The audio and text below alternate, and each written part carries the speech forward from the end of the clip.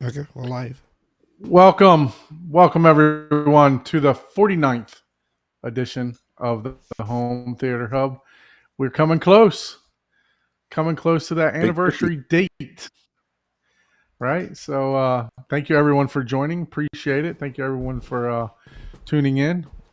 We have the usual suspects, the three guys on the top. Mr. Ike, how are you doing today, sir? I am doing well. Doing good. How about yourself? Oh man, as I told you, this is my sanctuary. I literally didn't sit down today from the time that I got home till literally like right now, and I got home about 5:30. So, just lots and lots of stuff to do and take care of. so, but yeah, no, that's why I don't have time to do anything. I have Yeah, time. you'll So, be how about you, fine. Mr. Paul? How you doing Um, today? doing good. Still doing my 3D printing thing, and the only thing I really watched this week was Well, we'll get to that in Legend. a minute. I got. Hold on. Let's Did get you to that watch in a minute. something? Yeah, I Okay. got. We got some. I'm gonna do like a little movie Sometimes you're section. So, organized, sometimes you're not. So I well, never know. I owe you one too because I know you watched Frozen Well, he's Empire from a organized. couple weeks ago, and we didn't never finish that question. So we're gonna get to that. So I want to find out how Frozen Empire was.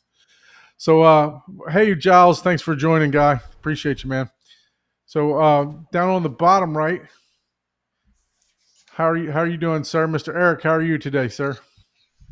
Man, I'm still alive, so that's good. I'm doing good. Yeah, makes sense. I hear you. Anything exciting going on from since we last saw you last week? No, just lots of work going on, man. All good Yeah, though. understand that. Understand that. And then we have a special guest today, Mr. Bill Murphy. How are you, sir?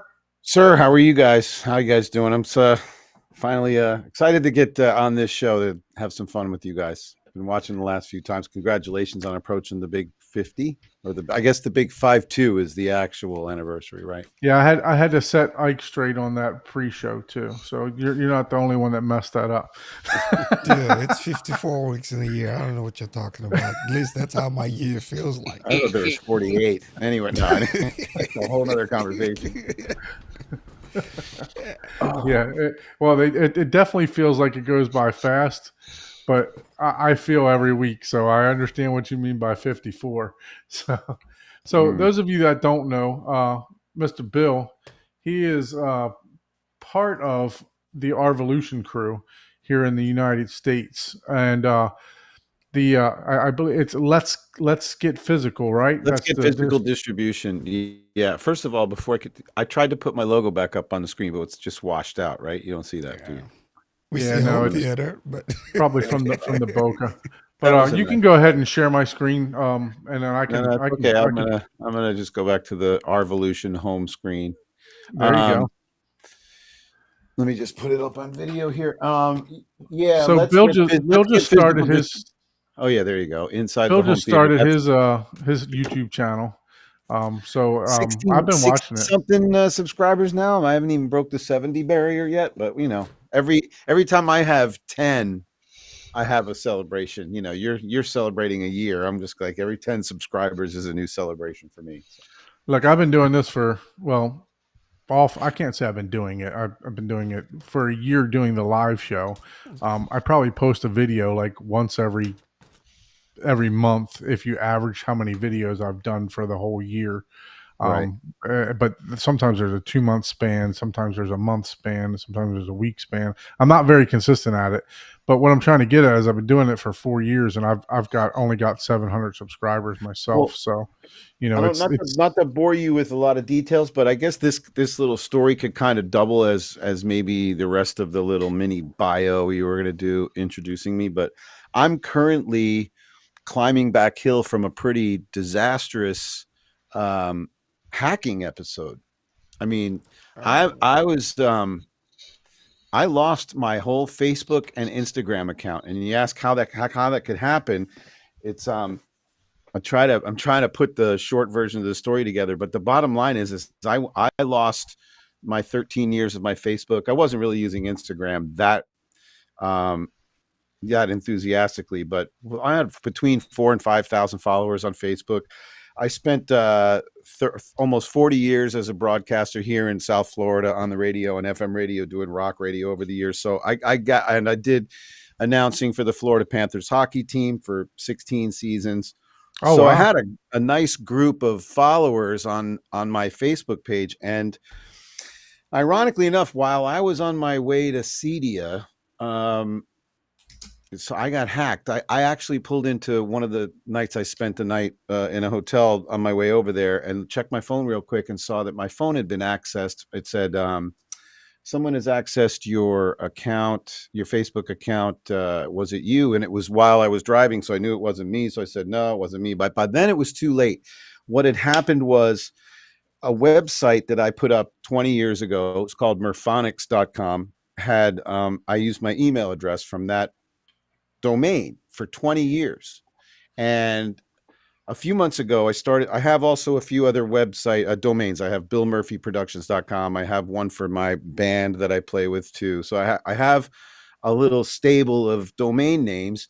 And I know you guys have seen this. I got emails that said, your domain name is expiring. Click here to renew it. And then you find out that it's a bogus email from somebody who's just trying to fish you and get the info. So after a series of those coming in over a period of a few weeks, an actual email came in. I found this out later for my Murphonics.com website that I completely ignored, thinking I had already renewed it because it'd been such a routine for me for 20 years.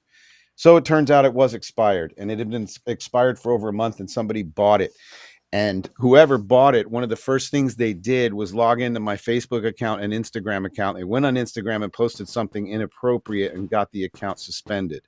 So I was now with no Facebook page, no Instagram page, and no way to verify that that's my email account because somebody bought it, fair and square according to them. But now I tried to get the website back, and I'm being exploited for $2,500. They want to sell me my domain name back, which is the only way that I could get my Facebook page back and my Instagram page. So this Inside the Home Theater is a new Google Gmail account. It's 49 followers I'm starting from scratch. I'm like starting everything over again. And I had a really nice foundation before, but it's a shame, but I'm just trying to move on from it. I do have 6 months to dispute this with Instagram, but I have no way of getting in and verifying, because the only way they'll even talk to me is if I can verify that that's my email address, and it's not my email address anymore. So wow. I'm sorry to hear that's happened. Yeah.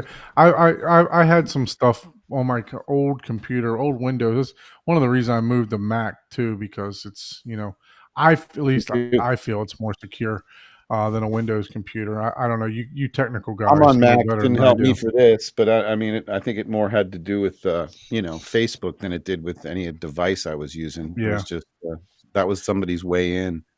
Yeah, I'm sorry to hear that, because I know you work hard to gather followers and subscribers and everything else. So when something like it's that funny happens, because, to be honest, I had been getting very kind of irritated with Facebook over the last 6 months. Of course, for obvious reasons. The whole playground is toxic and negative, and I wasn't really using it that much. And then when I got these new speakers from Mag Theatron, which we'll talk about later, and we were going to Cedia, and I'm taking videos, I'm like, man, this is what you want to use your social media for. And all of a sudden I found myself needing it. And that's when all the frustration from this incident is kicking in. But, we'll manage. That's why I'm jumping on shows with you, like guys like you, so I can help. If you guys share process. that screen again, make sure you guys go over and give Bill some support. Like I said, he's part of the Arvolution crew with Raphael. He helps distribute in the United States. Matter of fact, he's a stone throw away from me. I'm up here in I say up here in South Florida, but So we're I'm in the northern part of away. South Florida. Yeah, I'm in Parkland, so I'm about 25 miles away. So I think you're in the Fort Lauderdale area, correct? Yep. Plantation, directly west of Fort Lauderdale. Yeah. So And our yeah. office is in Davie, right down the street too. So Yep.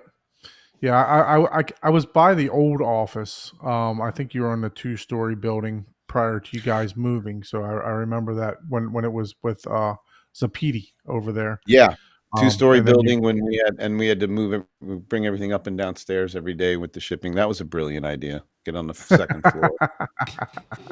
Pallets of product coming in and then going right back out to UPS. But yeah, now we're on a first floor. It's like an all-in-one sort of warehouse with a little office, so that everything's kind of in the same place there. Because by the time stuff gets sent to me from my crew in Europe, it goes right out the door a couple of days later. So yeah, and revolving door.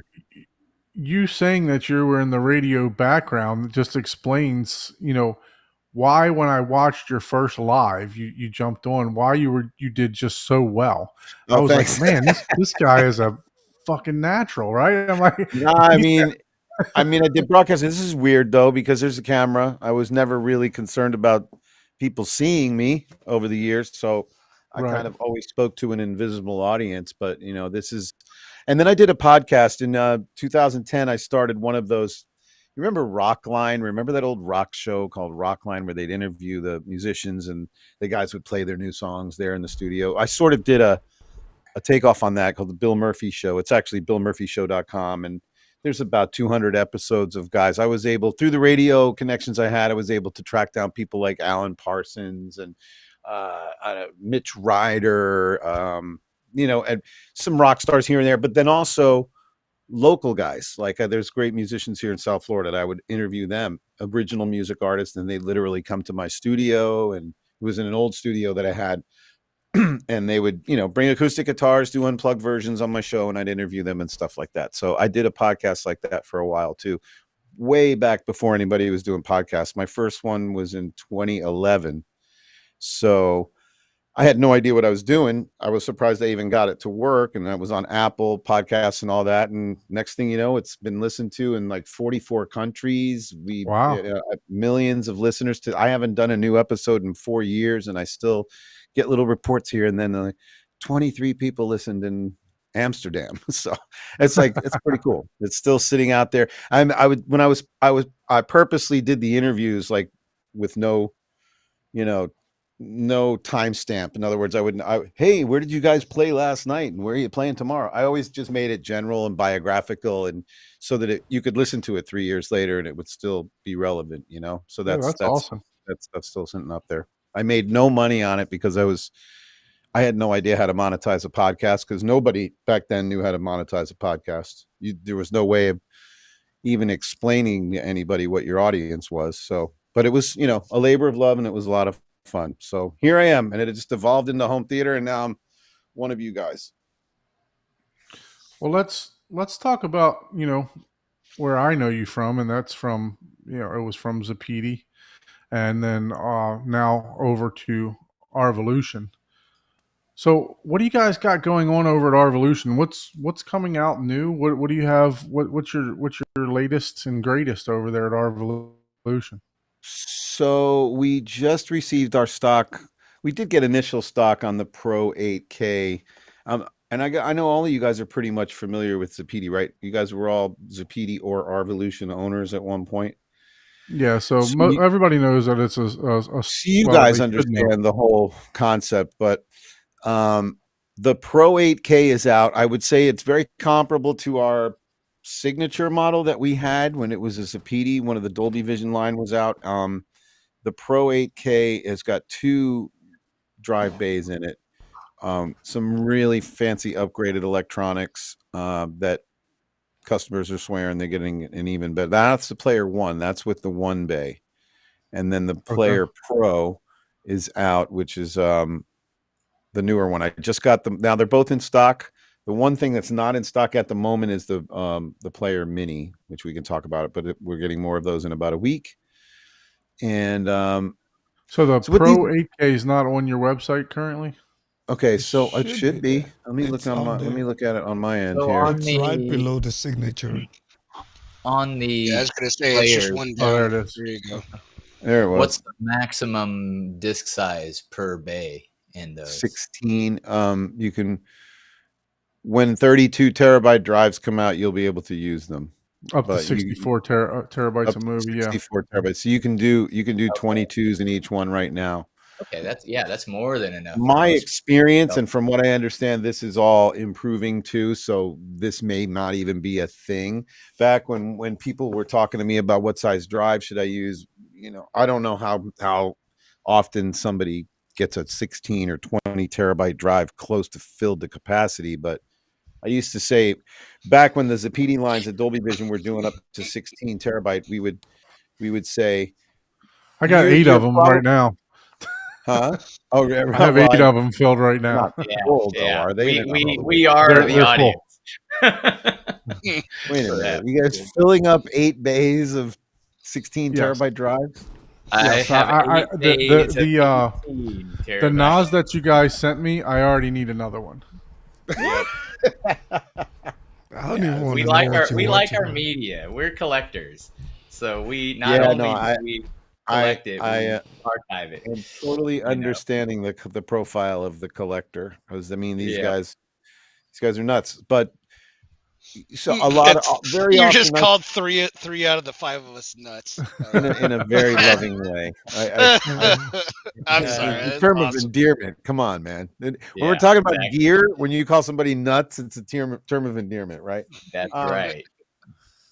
right. Because I am too. I'm completely nuts. But I'm the same with you guys, but with music. So I'm one of those guys. I'm bringing the and Raphael is too. But Raphael has a huge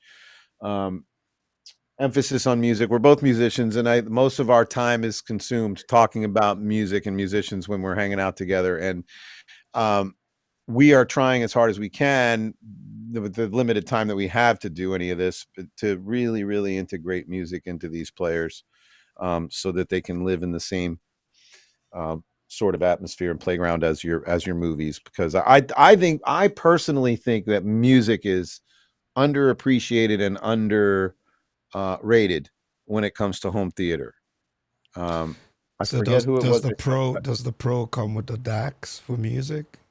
No, Okay. no, they're digital outs. No, there's no analog output on that though. But because at this point, everybody's DACs and everybody's processors, anybody that's going to be using one of these likely has a processor that's going to do just as good a job with the DAC as anything else is. But So Bill, let me ask you this. We're looking at the spec sheet here, right? Why are we still doing unless it's just a compatibility thing? I'm still baffled why we're still doing 2.0 ports for USB versus 3.0. Do you know why that's still in the design, or just so somebody else can use an older drive? It may be that the card that had that chip on it just happened. Like, I know for a fact there's little combinations of features and components that often conflict with each other. So, for instance, we were talking before we got on the air about the Arvolution Player One before it was called the 8K. Now, originally we had the Player One, which was a 4K chip, but the chip that we had for that player suddenly became scarce, like what's been happening in electronics over the last decade or so. There was a chip shortage, and we needed to find a substitute, and the substitute that they found, this is the story, the way I heard it, was just happened to be 8K compatible. And so we went with that, and then obviously they have to jump on that and put 8K in the name. I mean, who wouldn't do that? But it ended up not being able to do 3D. So these Player Ones 8Ks are not capable of doing 3D. We had to weigh out the difference between, okay, has there been we have found a lot less demand for 3D recently anyway. So don't know that that's the same exact deal with the chip on the Player Pro, but I know that that's the story with the Player One.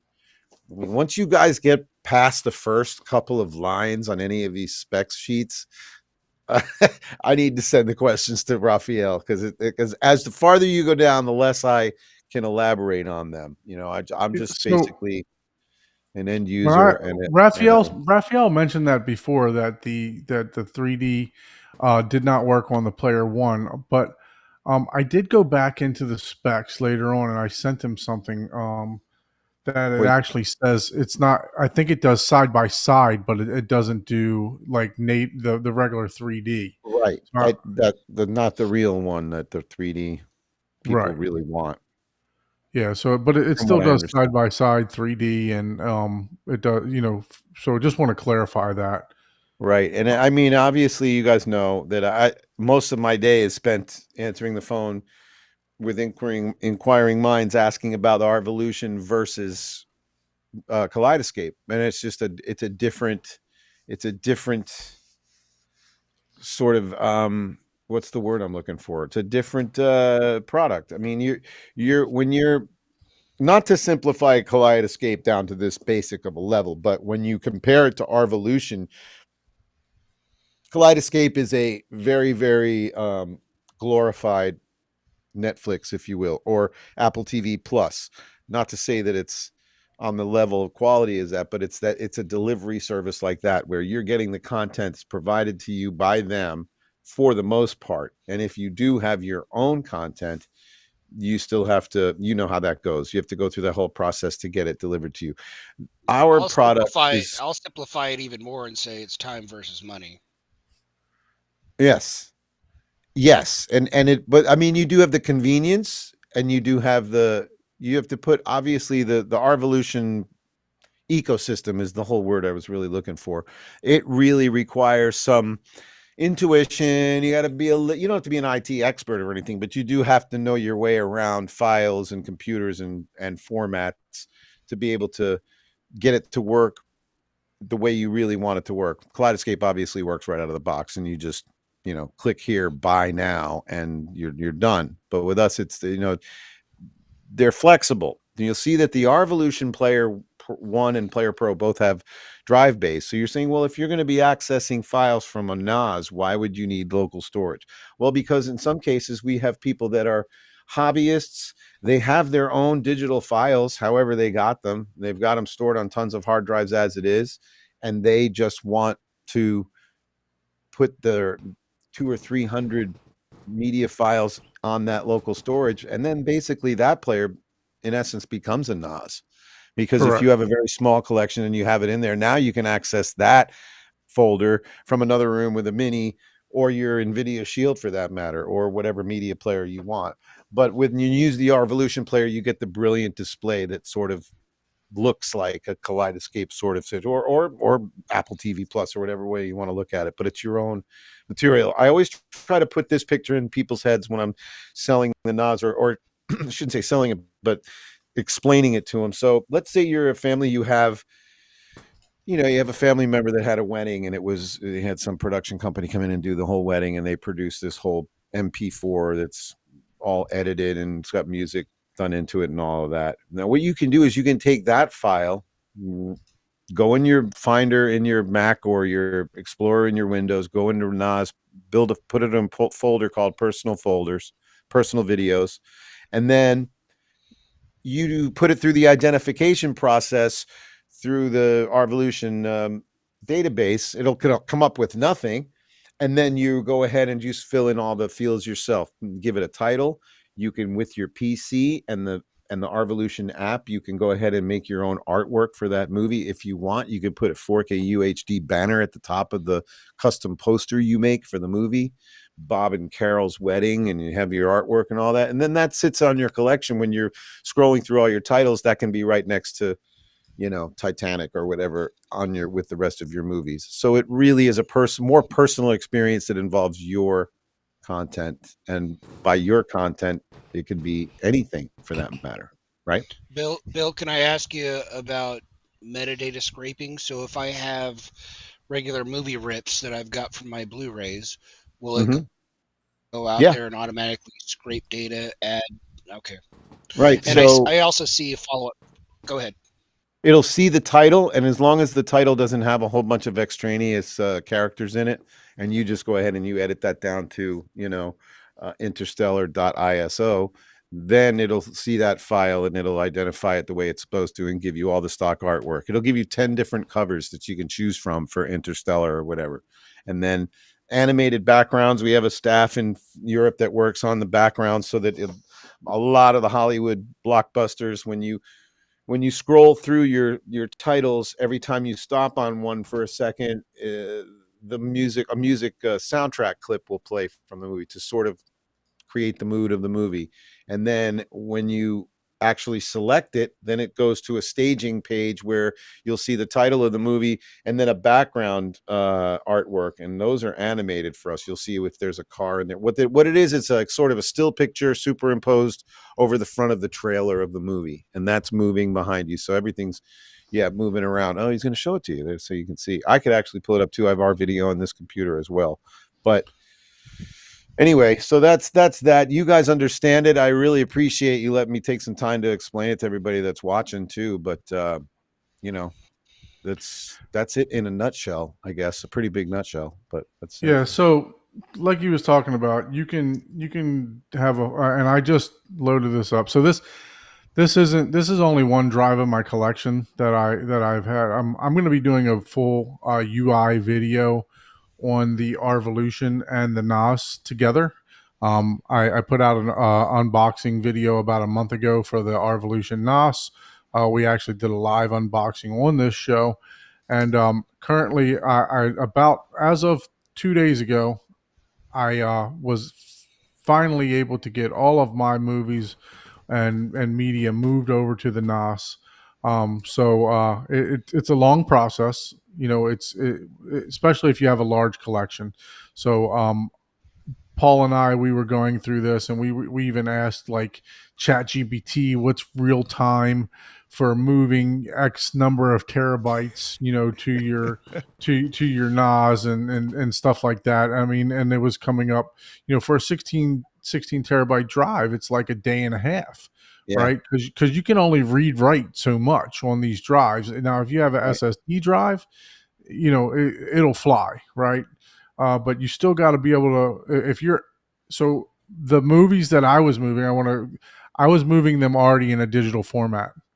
So if you have to spin your disc and copy it to the NAS, the disc is only going to spin so fast, right? And it's got to be able to pick up that data. So you're still looking at 45 minutes to spin the disc. 4K UHD, yeah. Blu-ray can be under a half an hour sometimes. And that's not a limitation of our Arvolution. That's just the drive. That's just the nature of the beast, is what it is. Unless you can install some, like some SSD drives in there, to where it'll, because it's got a gigabit port on the back, so you can transmit a gigabit up to a gigabit on the NAS. So it'll allow it, but it's just the limitations of your everything else in your line, right? And in between the two computers or the NAS and the computer.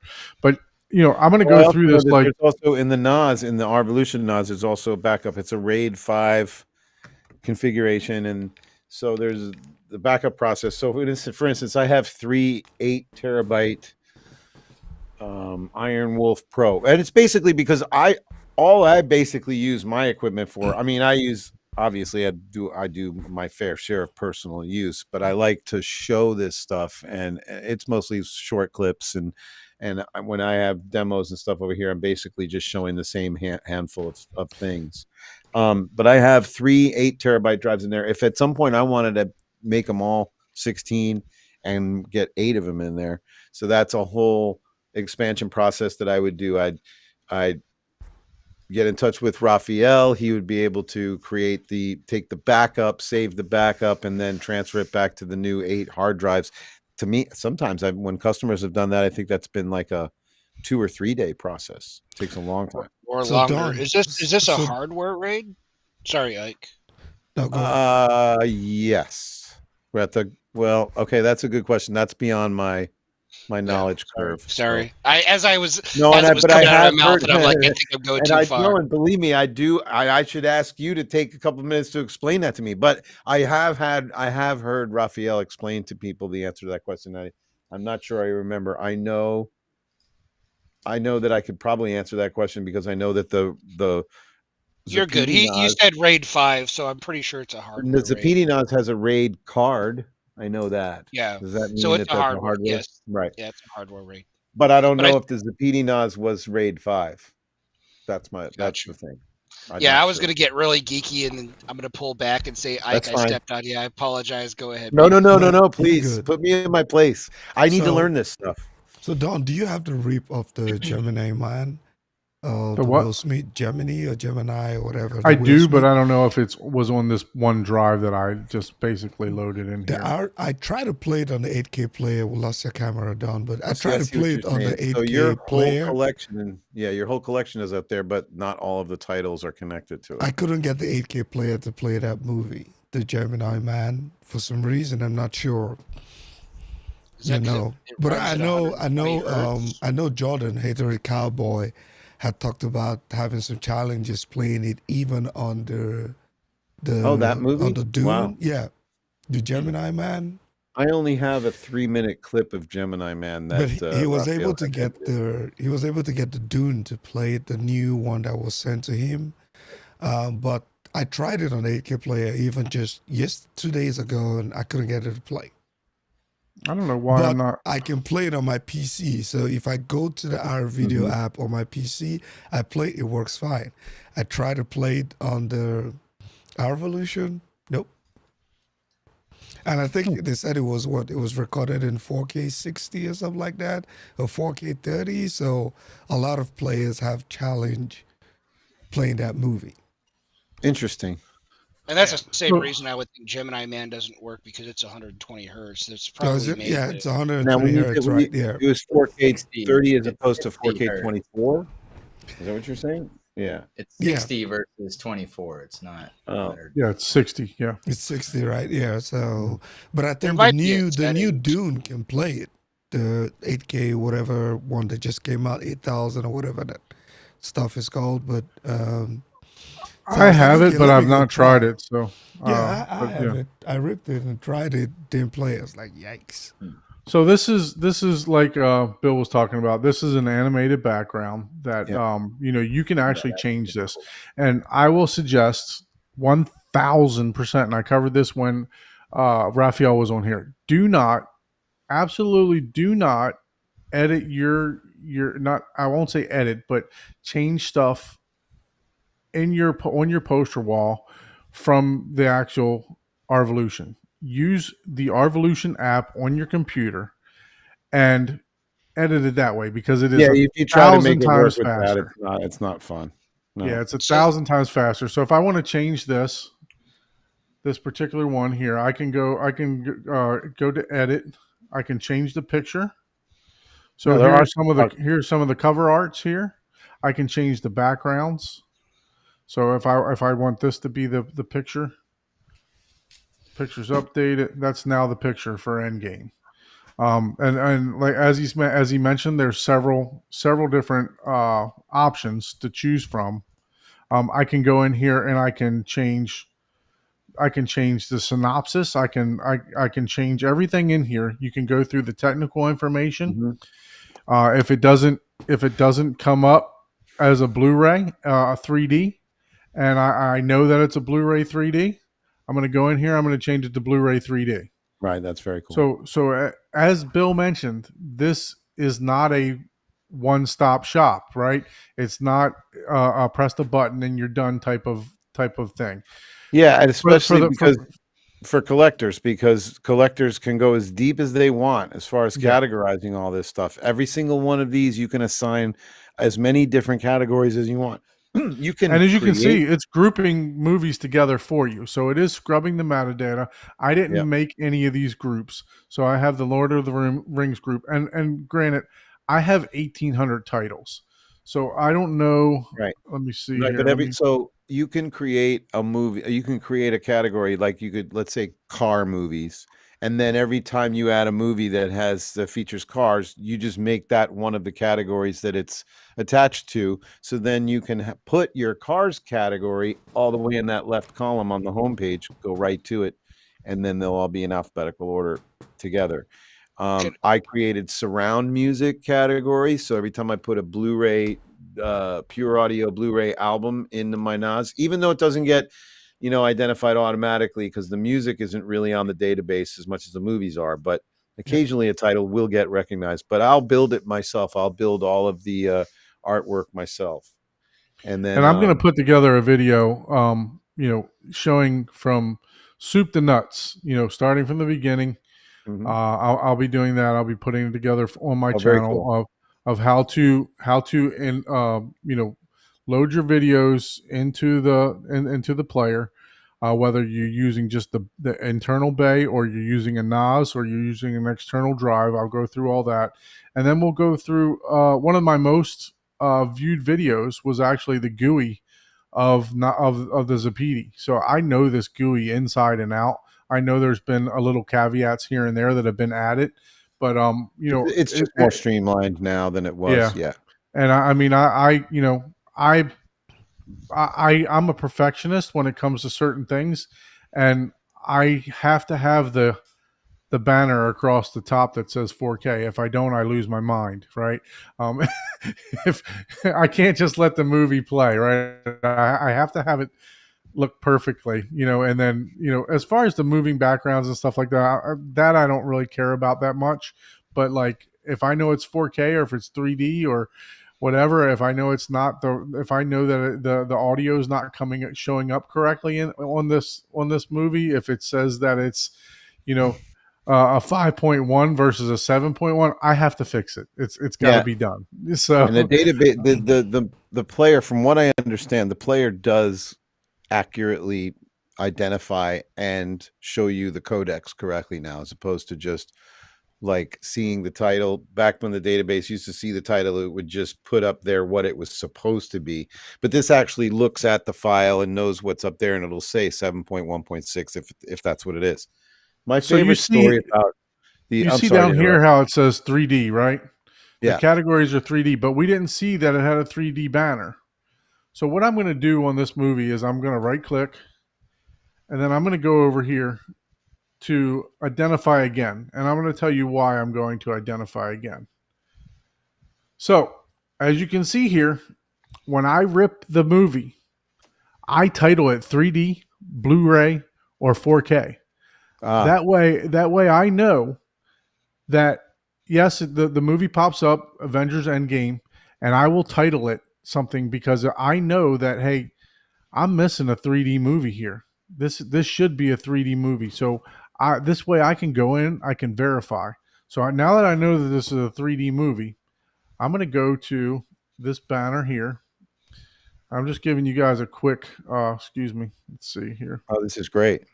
It's a perfect example of how this works. All right. So now I'm going to go over to edit. Oh, excuse me. I hit the wrong one. Go here. Well, you had it. Then you're going to go to edit. Yeah, edit. And then I'm going to go down to top banner. Blu-ray 3D. Right. So I'll change that. I'm going to hit exit. I'll hit exit again. And now it shows Blu-ray 3D at the top. Right. So and you can even change that banner to an even more custom one if you want. Correct. Yeah. So as long as it says 3D on the top for me, I'm good. I know. And Bill, as you said something that offended me. Banners on it, is that what you were saying, or there's more options of different? Yeah, there's more options for the banners. I'll go to that too in 1 second. But Bill, you said 3D. Nobody watches 3D. This is just one drive for me. One drive for me. One of 5 people on this podcast that watches 3D. So and just so you know, it does show on here. You got a whole rig that you put on your head for that? Oh yeah, yeah. Yeah, put the glasses and all that stuff. So, but yeah, no. Okay, so you were asking about the banners. So let me go back into that banner.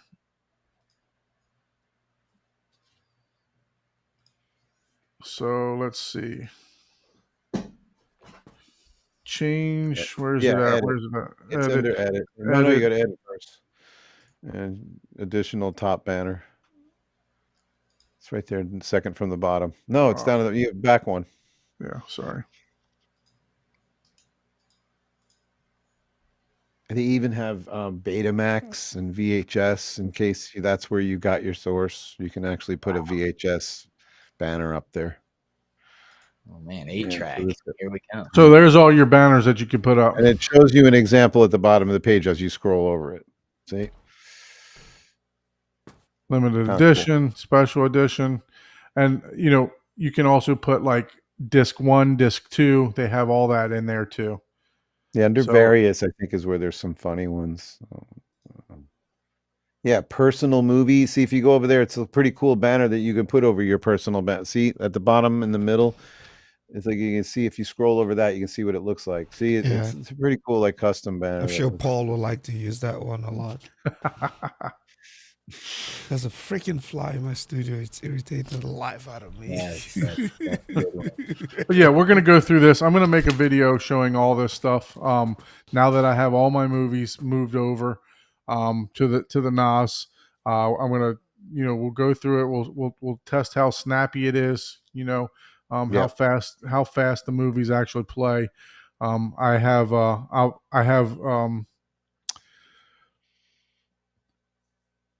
Ethernet 8 cables. So I mean they're super fast between the players and the network and stuff like that.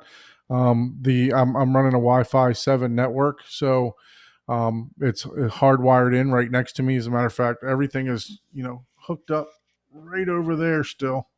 So that's all the NAS and everything right there, the player. So we'll get all that going, and I'll test how fast it Very takes cool. to start the movie and everything else. But that's coming up next. So that's just a brief look. I'm going to end this with what I've always said. This is definitely this. I feel that this player is for the collector. Okay. Yeah. For the people that it's definitely a cheaper solution than the Kaleidoscape when it comes to. I mean, again, let's say you have 800 Blu-rays and 4K UHD discs, which I hear from a lot of people that they do, and upwards of way more than that. And let's say you get Kaleidoscape at that point. How many times are you gonna either not use it because you're gonna watch a disc that you already have, or if you do want to use Kaleidoscape to watch something you already have and it's on Blu-ray, you have to, from what I understand, you have to pay for it again. So that's a lot of expense. I mean, if you have your collection, you paid for it, you got it the way it is, or you got No, your so collection, actually, or you got it. You can download multiple versions of the movie. You pay for one, you can download multiple versions of the movie Right. at no additional cost. So But you what don't if have you to pay wanted for them. what if you had I'm not trying to do like Mhm. this is what's wrong with Kaleidoscape thing. I'm just trying to really understand what's going on with them. But I from what I understood, is if you have a DVD of a movie and you really want to see the Blu-ray or the 4K UHD version of it, they verify that you have it, and then they upcharge you to give you the high-res version of it. Yeah, it's or like no? a $3 or $4 charge Yeah. Okay. for Still. most movies. Right. I have. Yeah. I have So a look, question. I'm a So deal. I'm a I dealer have- for both products, right? So I'm Yeah. a Kaleidoscape dealer, They're and both I'm great. a Revolution They're dealer. both great. Right? They're just for different and, people. and look, I've said this numerous times, and I'm always going to stick to it. Convenience and ease of use, Kaleidoscape. If you're not technically sound in computers and like Well, you said, and the one files and thing everything you always else. forget, the one thing you forget to mention on the Kscape that is nice is you can watch a pre-release movie. That's the only reason that I would like. You can I didn't know that. get the movie before it's released on DVD, so you could have a Yeah, watch so- party right before it's even available. You know, sure. So you right can watch now, it in the theater first. Transformers 1 came out, so I'm watching that. I have that already downloaded. Alien, the new Alien movie, Wild Robot, all of those, Beetlejuice, all those are already downloaded to my Kscape. Oh, man, But you you almost can did. also watch them. You know, Kscape's not the only place that you can watch them. So I want to be clear about this. Okay, you can also watch them on Apple, Vudu, anywhere you can get digital. You can also watch those movies too. So it's not just it's not just a Kaleidoscape thing, and I want to be clear about that. Well, Like I don't said, they have a pre-release though before it's even on Apple TV and all those other locations? sometimes, but not all the time. Most of the time, they drop the exact same day. What happened to Okay. Eric? He was getting ready to ask a question, and then he just dropped out. I don't know. So I didn't mean to interrupt your Kaleidoscape thing, but No, No, he- you're good. You're good. Look, like I said, I'm a disappeared. dealer for both products. I believe both of them have a very different use case, right? Yeah. I love the Arvolution. I think it's a fantastic product. The upscaling is out of this world. To go from a Blu-ray to a 4, it will upscale to a 4K or an 8K. It is fantastic. It really is. It was one of the first players to come out with Dolby Vision. To be on, and then there's use the Dolby Vision engine. I think the Zapiti, the newer Zapitis actually use the Dolby Vision engine, right? Yep. So Yeah, it was Neo, the Arvolu, the Mhm. Neo, the reference and the signature. Yeah. right. So there, if you have a large, I would say 100 plus, 200 plus movies, the Arvolution is your solution, 1,000%. If And you not are even just necessarily if it's only 200, it may not necessarily even be the NAS. If as long as you're correct, adept at backing up your own stuff, you can in essence use the Pro 8K or the Player One as a NAS. right? Yeah. For So all I mean, intents and they both have a separate use case, and they're both fantastic players. Mhm. They really are. But I want to know where your drink is. You're breaking the rules. Oh yeah, I meant to ask you that. What's that say? Something fancy living? Fancy living. This is a sour by Boulevard Brewery today. I had a beer a few weeks ago that was called Hold My Beer. And I meant to take the can and save it because it was just classic. And it was actually pretty good. It was a lager. Mm-hmm. Hey, do you mind if I shift the subject a little bit here? Yeah, Mhm. go ahead. Fire away. I was wondering which way to do this, whether I tell you my story now or ask you guys yours first. I wanted to, because I know everybody's been through it. Maybe I could go around and you guys could each share with me your most, I guess, tragic would be the word to use, but story of downtime because of something that wasn't working, that you could not use your room or your theater because something had to go back and get repaired and you had to do without it. I am about to face that right now, and I'm very upset about it. I'm not extremely upset about it. I just don't know what I'm going to do. My Anthem AVM 70 Oh boy. had me running around for a couple of weeks trying to figure out what the hell was going on. And I thought I had a problem with the amplifier for the Mag Theatron subwoofers. So here's what was going on. When I was navigating through Arvolution, or even NVIDIA Shield for that matter, as soon as an audio file would engage or disengage, I would randomly get these spurts of what sounded sort of like white noise. It was as if but it was only coming through the subwoofers. So it was as if white noise was low passed at like 100, and I was hearing that very low level, not very loud, but it was just cutting in and out. And it was happening when an audio file would start, it would go play with it. Then if I stopped the audio file, sometimes that noise would stop, sometimes it would continue. I thought I had some sort of a grounding issue. I thought what is going on here? Only coming through. So finally, last night I took the subwoofer out. Okay, so I have 5 external Bryston amplifiers, and I have one Mag Theatron stereo amp that runs the 2 subwoofers that I have. And so what I did was I took the subwoofer 1 and 2 out from my AVM 70 and ran that to the Bryston that runs my main left and right. And then I took the outs from my main left and right and went that to the subwoofer. And then I went back, and guess what? The noise was coming through my main left and right. So the noise is coming out of the subwoofer 1 and 2 pre-outs of my AVM 70 randomly. and I have to send it back to them and wait 4 to 6 weeks. Ooh. And I'm hoping maybe somebody's watching right now that goes, "Oh, I know what that is, and I had that happen before, and I can tell you how to fix it." Because I'd love to be able to open this thing up and fix it myself. If somebody out there knows, it's nowhere to be found on Google or Quorum or any AVS forums or any. No, I can't find anybody with the same problem. So I've already been on the phone once with Anthem, and it just made me think all day. This happened. I found out this today at 1:00 that I'm going to have to. I have a couple of special guests coming next week to do demos with me, and then I guess after I play the demos for them, I'm going to have to send it, and I guess I'm going to have to buy another one. And while it gets fixed, just use the new one until I get my other one back and sell the one I buy. Yeah, that's what I was going to say. I usually don't sell any of my gear, right? So I usually put it in a different room or Right. find another use for it, right? So every time something like that has happened for me, I've always just tried to use an older piece of gear as best that I could. I may not have had, Oh no, I can't do that. 7.1.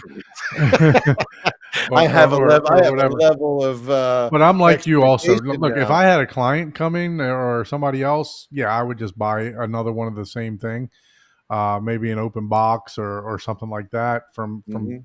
somewhere that. I mean, you that's know. the other thing, though. I was thinking about getting one because I don't understand how there's more than one guy on eBay with brand new AVM 78Ks in the box for $3,200. I mean, I don't know if that's legit or whatever, but I don't know. I'll look into it. I have a dealer. You I could can always get it just from go ahead if and I need upgrade to the AVM 90 and then have the 70 as a backup later on. to. It's funny that you said that because one of our dealers in New York, I talked to them today to see do you guys by any chance have an actual AVM 70 in stock at the minute, or do you do them order by order? And just like you said, he goes, "Well, there's an AVM 90 here that I know a customer did order, but he's not going to get it." I was like, "Oh, great. So maybe I am getting a 90. I don't know." Yeah. And then, it would be a cool thing to do, even if I did get a 90 just to try it, then I could verify for myself whether there's a upgrade in sound quality from the 70 to the 90 that everybody says there is. I don't know If you're what it not, could be. I'm not an I don't know Anthem what dealer, you're but going to hear that in that 90 that I'm not going to hear. if I you're think if it's you're the not DAC. stuck if you're not stuck on Anthem, I can get you a Denon or a Marantz. So Yeah, I I know. don't. I wouldn't say I'm stuck on Anthem, but when I first got into this and I was looking at what to get, I did all the reading, watched as many videos as I could on Anthem. They don't have as much of a online YouTube presence as a lot of other brands do, but I did see everything that was out there, and I don't know. It's funny about the Canadian electronics. There's something about them. Obviously I agree. I've been in hundreds of control rooms and mixing rooms and I horrible sounding broadcast control rooms for that matter, and I've heard so many different things. There's some character that's going on with these Bryston amplifiers that I have, then they're Canadian, and I there's something about it that I can't put into words or describe properly, but there's something going on in Canada that they make their stuff, and I hate to use the word because I used to make fun of people when they did it, but they make their electronics sound musical. I don't know how they do it, and I think Anthem has a little bit of that too. Yeah. Personally. No, look, Quickly, just to piggyback to the Player One 8K, did we ever get to talk about the price for it? It's been The Player One 8K retails for $899, that's for and the the Pro. Player Pro is $1399. And Okay. that's a really good deal because it's Zapidi predecessor, which would either be the reference. That one was $15.99 and the signature was $29.99. And I would say that the Pro falls somewhere between those two as far as build quality and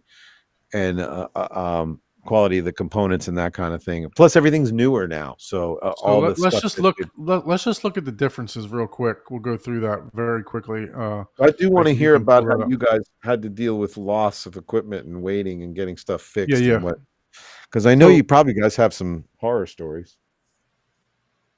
So one thing that I saw here that we were kind of talking about backstage also is that I did want to point out that it has the 3D. Okay, so Like I mentioned, it's got the side by side and the top and bottom 3D. I guess the frame packing is the original 3D that you were speaking of. Um, to be honest with you, I don't know that I've ever on any player have ever had the frame packing version of 3D. So, and that includes other Blu-ray players, 4K UHD players, stuff like that. So I'm not sure that I've ever seen the difference between the side by side and the frame packing. So I'm not sure. The other thing that I saw here, as far as differences from the Player One 8K and the Player Pro 8K, was the remote. So the Bluetooth IR remote, I guess it comes with it. Yes, And that's right. The Pro 8K does come with the new Bluetooth remote. The Player One 8K does not.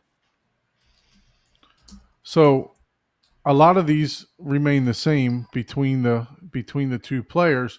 Low noise USB audio out, yes, versus no. High quality feet, yes, versus no.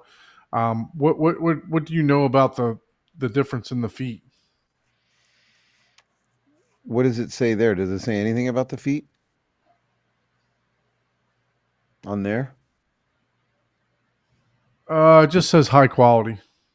I don't know. I haven't really looked at them close. I assume that they're both about the same. Although the chassis is a little bigger and heavier in the Pro, so maybe they did do an upgrade on the feet. I'll look at that and get back to you.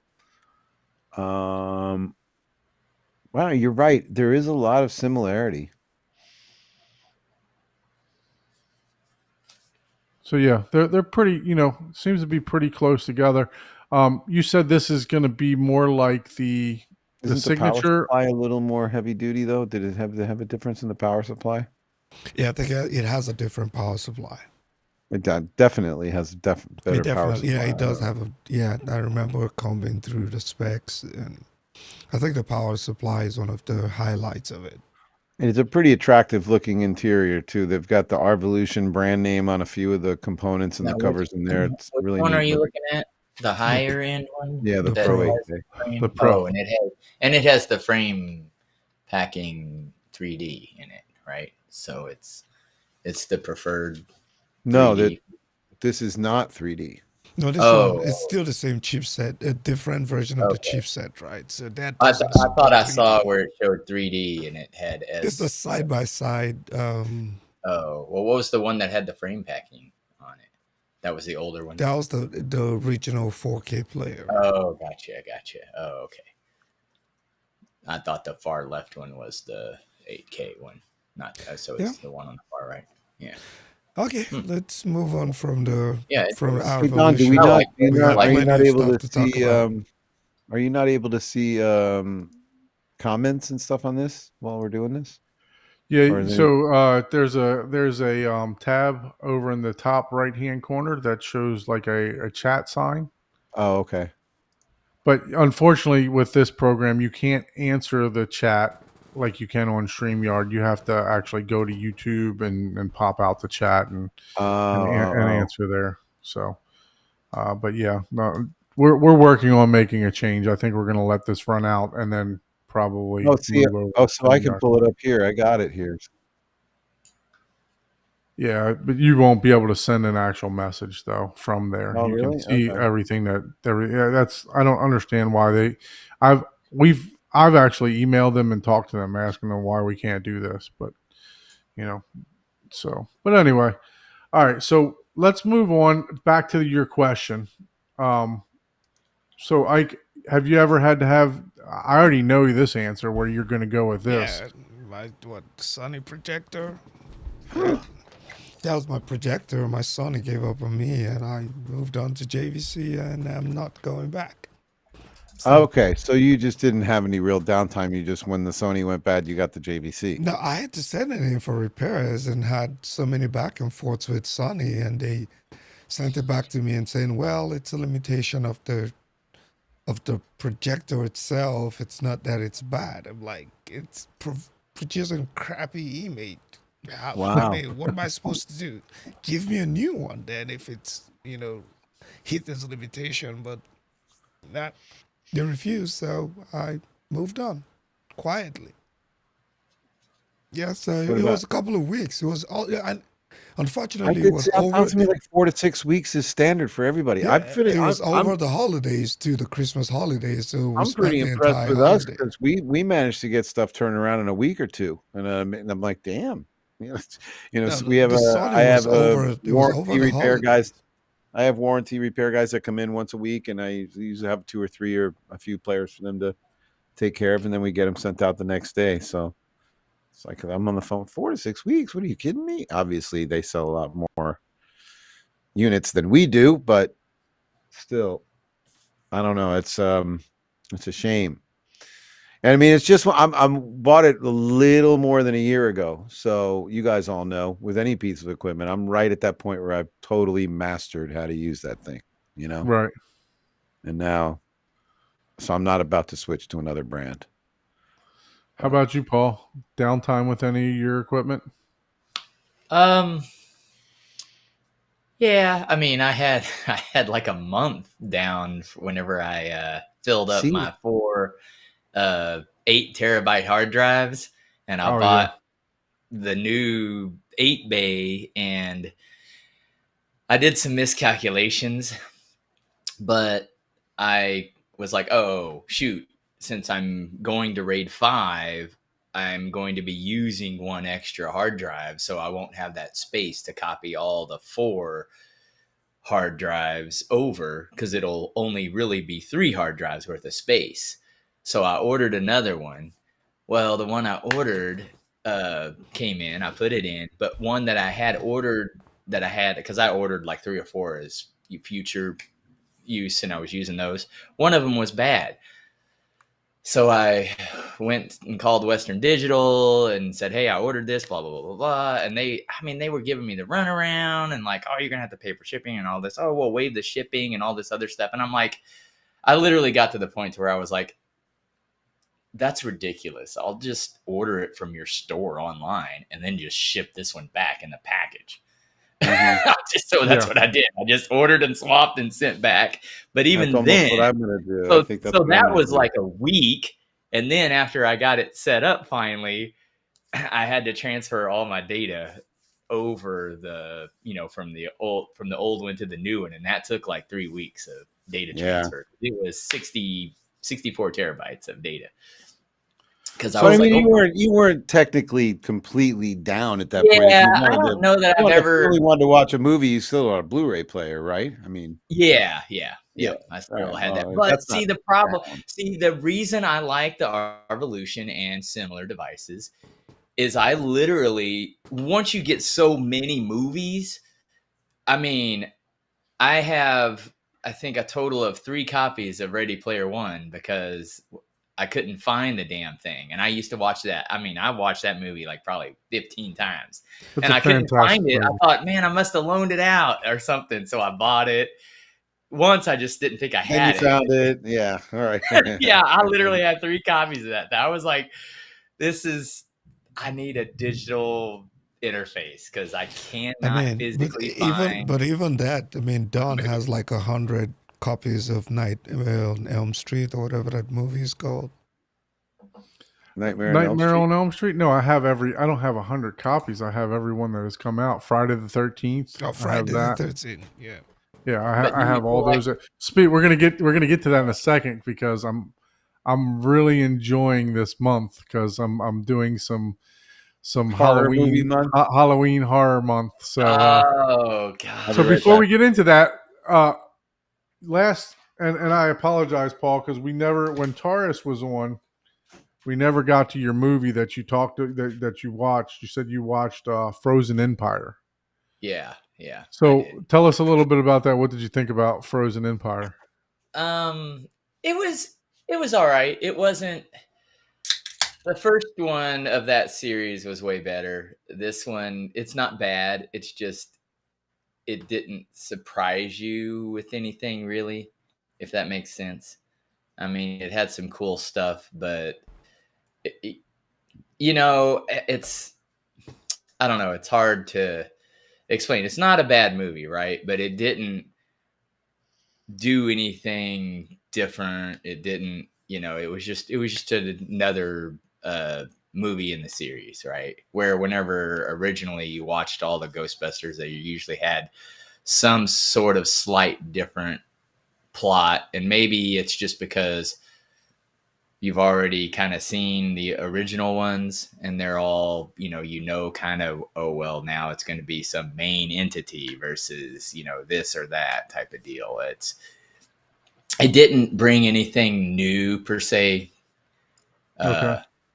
to the table. And it was a decent movie. It was a good Home movie. I theater don't know. wise, Where how did was you it? Not where did not you not see it? the Was it not in the like story, not anything else. Home theater wise, how was it?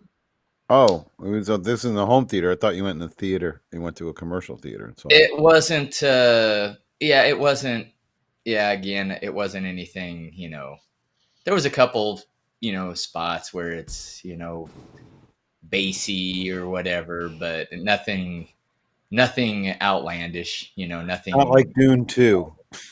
Yeah. Oh my God. Yeah. The main worm scene Well, on that, they I use mean, the audio on that really well. Cause I hate when movies do full on bass for every single, scene, right?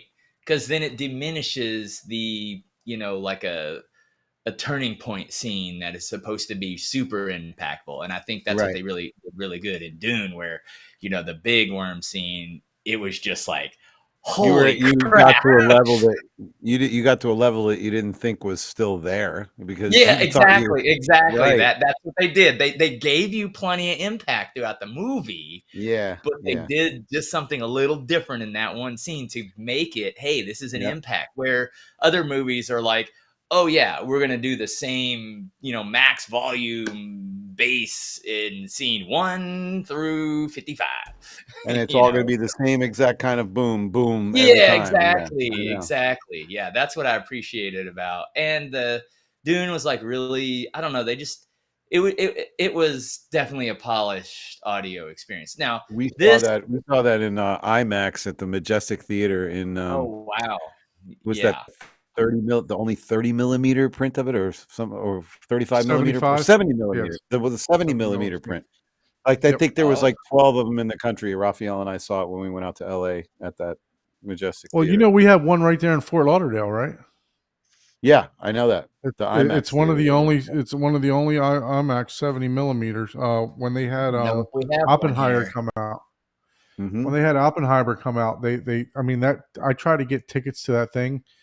Every single day it was sold out. I mean, it was I remember a crazy. long time seeing the Black Knight there in IMAX, and to this day it still blows me away. Like if I see that opening scene from that movie now anywhere, I immediately think about that day when I was at that IMAX theater because that was crazy good. And what about that? What about that? Now I'm thinking about it. That Willy Wonka movie that with the Johnny Depp was in. Am I getting that right? Does that Yeah. sound right? Mhm. Possibly. That was an Willy IMAX. Wonka. That was I went with some, I guess, family with kids, and it was very damn impressive. But that movie just disappeared. I don't even See, know what happened. my experience with IMAX is I went and saw Dunkirk, which the screen was ginormous, so it was definitely close. I was having to turn my head looking up, but the problem with it is that it was too loud. It was well above reference. It was, I mean, it was, to the point to where I left there and my ears were ringing is how loud it was. So That's not right. Yeah. yeah, so it was, and I can listen loud, right? I mean, usually I only go up when I'm watching a movie. I can go up and turn it up for a good bit, but I don't ever come. I'm probably like -10. I don't ever come to full reference, when I'm watching a movie. But so, but yeah, the IMAX it was just extremely loud when I saw Dunkirk there. But Paul, you talked about the Ghostbuster series. To my understanding, I have not watched this yet, but I understand that this Afterlife is like reference demo worthy for home theater experience. It's pretty good. I don't know. I get burnt out on what people call reference series. It's a good. This one, The Afterlife, it's a really good movie. I like the new take on it. I Okay. wish they would have done a little bit more with the Frozen Empire type of deal. Like it seemed like it was rushed compared to The Afterlife. I'll just say that. You know, you can I just see. kind of tell where it wasn't like a bad production or anything. It was just like you don't get involved as much with some of the characters and stuff like that. It's more like, okay, here's this character. Okay, next. Okay, here's this. Okay, yep, here's this. Boom, here's this. You know, and you're just stepping over stuff really quick. It's still told the story, but it just wasn't as, you know, Right. uh, driven as the original, the Afterlife one. It was just more like, okay, let's cash in with the name. It wasn't a bad movie, you know. It's kind of like, you know, like some of the Fast and Furious movies. You know, you can tell some of them are pretty good, and then others are like, oh man, what the hell? Just trying to get the movie released. That's all they're Yeah, doing. yeah, Yeah. exactly. Yeah, but yeah. So it wasn't. I wouldn't give it any, you know, accolades for reference, you know, but you can, you know, if you got a good enough theater and at home and you bump up the bass like people do to 140 dB, then well, yeah, anything can be a To be reference. reference. Come on, man. Yeah, Get your BEQ working. I know, right? So what Uh, about you, Bill? You watched any movies lately? You know what? I haven't. What did I do? I did watch something. Um, you know, when I went out, I've been like, for my own personal use, been like picking up discs and then putting them in the toaster, as I say, just drop them in the NAS and rip it. I have the Europe version of the NAS. Ah, there you go. The yeah, I'll be Europe watching that. version of the NAS, which has the built-in ripper, which is a whole nother discussion, but you know, not supposed to be Yeah. using it here in the States. But yes, I am, because that's a whole nother thing. We're talking about this is for home use. I was watching when I watched the movie the other day. I just actually paid attention to that disclaimer that comes at the beginning. Is this disc is meant for home use only? And I thought, well, there you go. That says everything. Because if you're going to make a copy of it to watch it in your house for yourself, doesn't that constitute home use?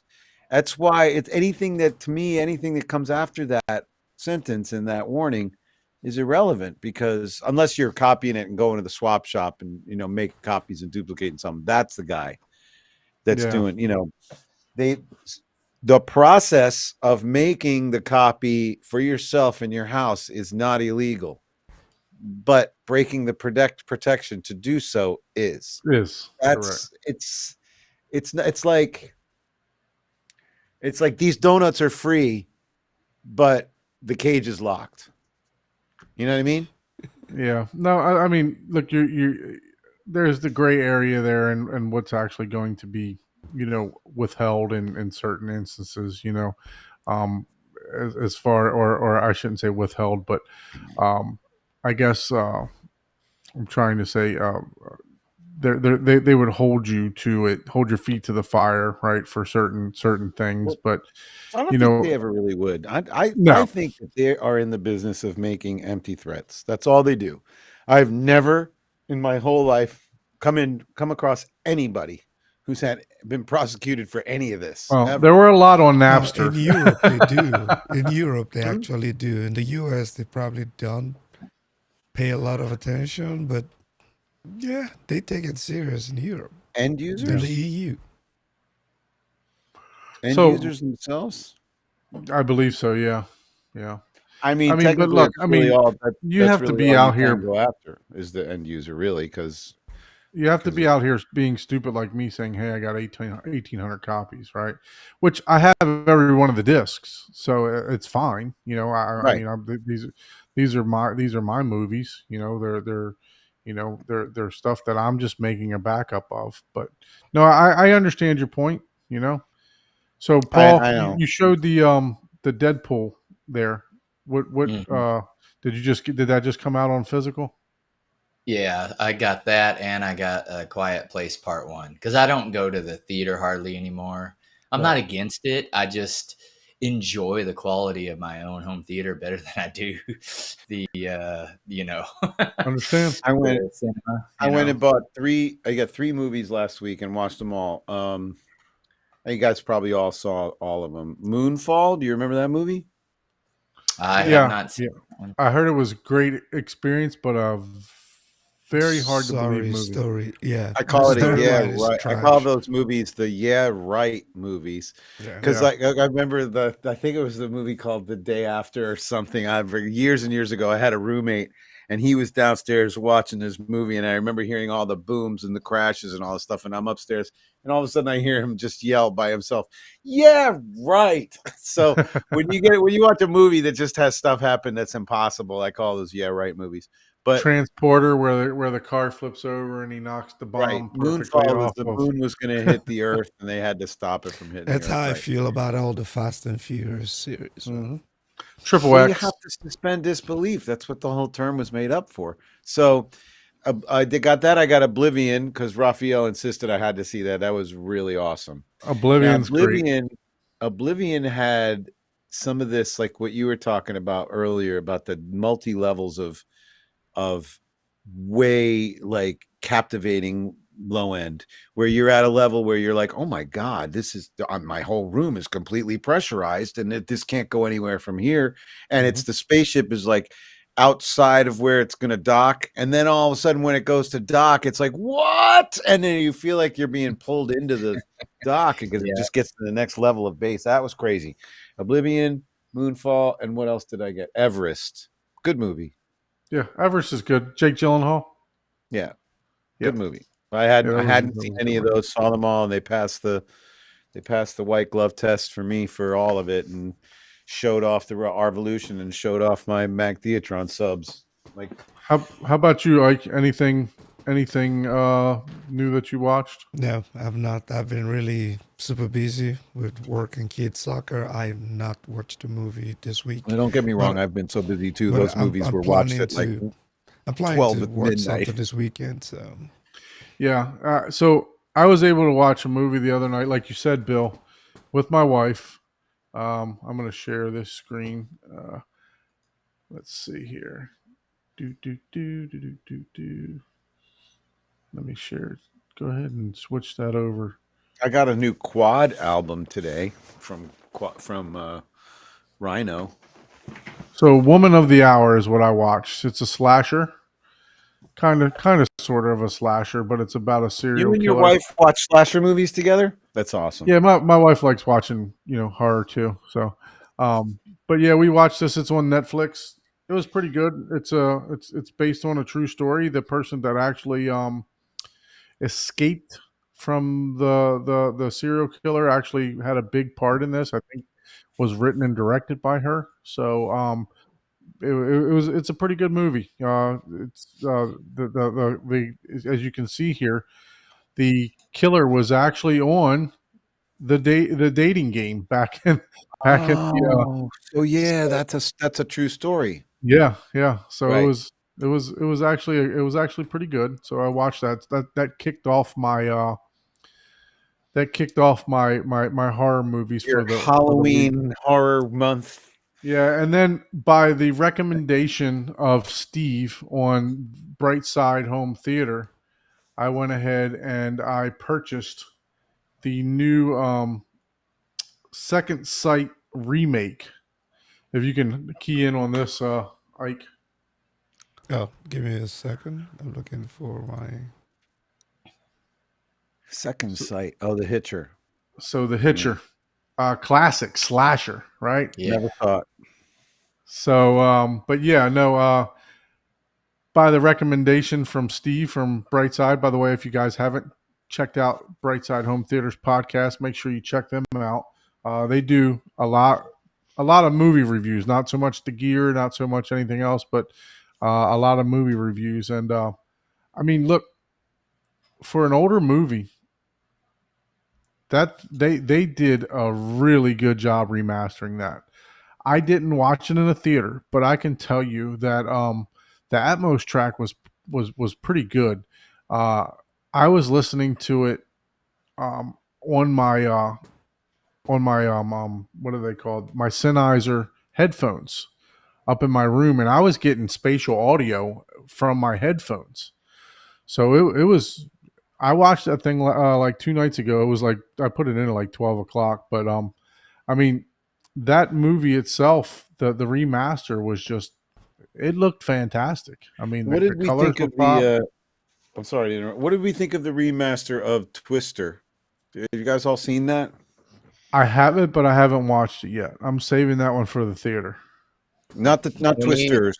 Twister. Yeah, The okay. one they Yeah, remade. same thing. I haven't watched it. I have it also. All right, I just won't as- spoil anything for you guys. 'Cause I won't say anything. I'll reserve my comments.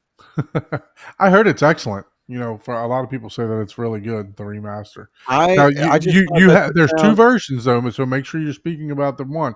The German is just the German version is just an upscale, but there is another version that's a full on reproduction. full Oh, the yeah. Hollywood 4K UHD one. Yeah, that's the one I watched. That's Yeah, it's I guess I should let you guys watch it, make your own opinion. But I was going to comment about the you sound. can comment about it. Go ahead. But I mean, what they did such a thorough job of redoing all the sound that it's over the top. There's the van is driving down the street. There's Not even the Atmos is really not even an good. emergency. Just the truck driving past you, just a nonchalant, nondescript scene. It goes by you, and they make it sound like it's a German tank or something coming by you. It was just a little over the top. I thought it was a little exaggerated. I see. I mean, thrilling though, no doubt, and a lot of use of the Atmos speakers, which is good. Glad to hear that. Like I'd rather them overuse them than underuse them, or Yeah. keep it as a static mix. Yeah. So what do you guys think? Ike, I know you're a big older movie fan, right? You like the Sound of Music. You like, how do the older movies hold up for you guys? Have you guys gotten like 310 to Yuma and watched it? Have you gotten some of the older remakes, and rewatched them, like The Abyss or True Lies? What do you guys think? Do those movies still hold up for you, or is it like, I don't know. It depends on the think movie. It's a mix. Yeah, I've watched some stuff where it's literally like that. I remember that being way cooler of a movie, but some of them I've like. Okay, for instance, a lot of people, I know Fred's on here. He hated Total Recall, the remaster. Yeah, Dude, I didn't like mean, that.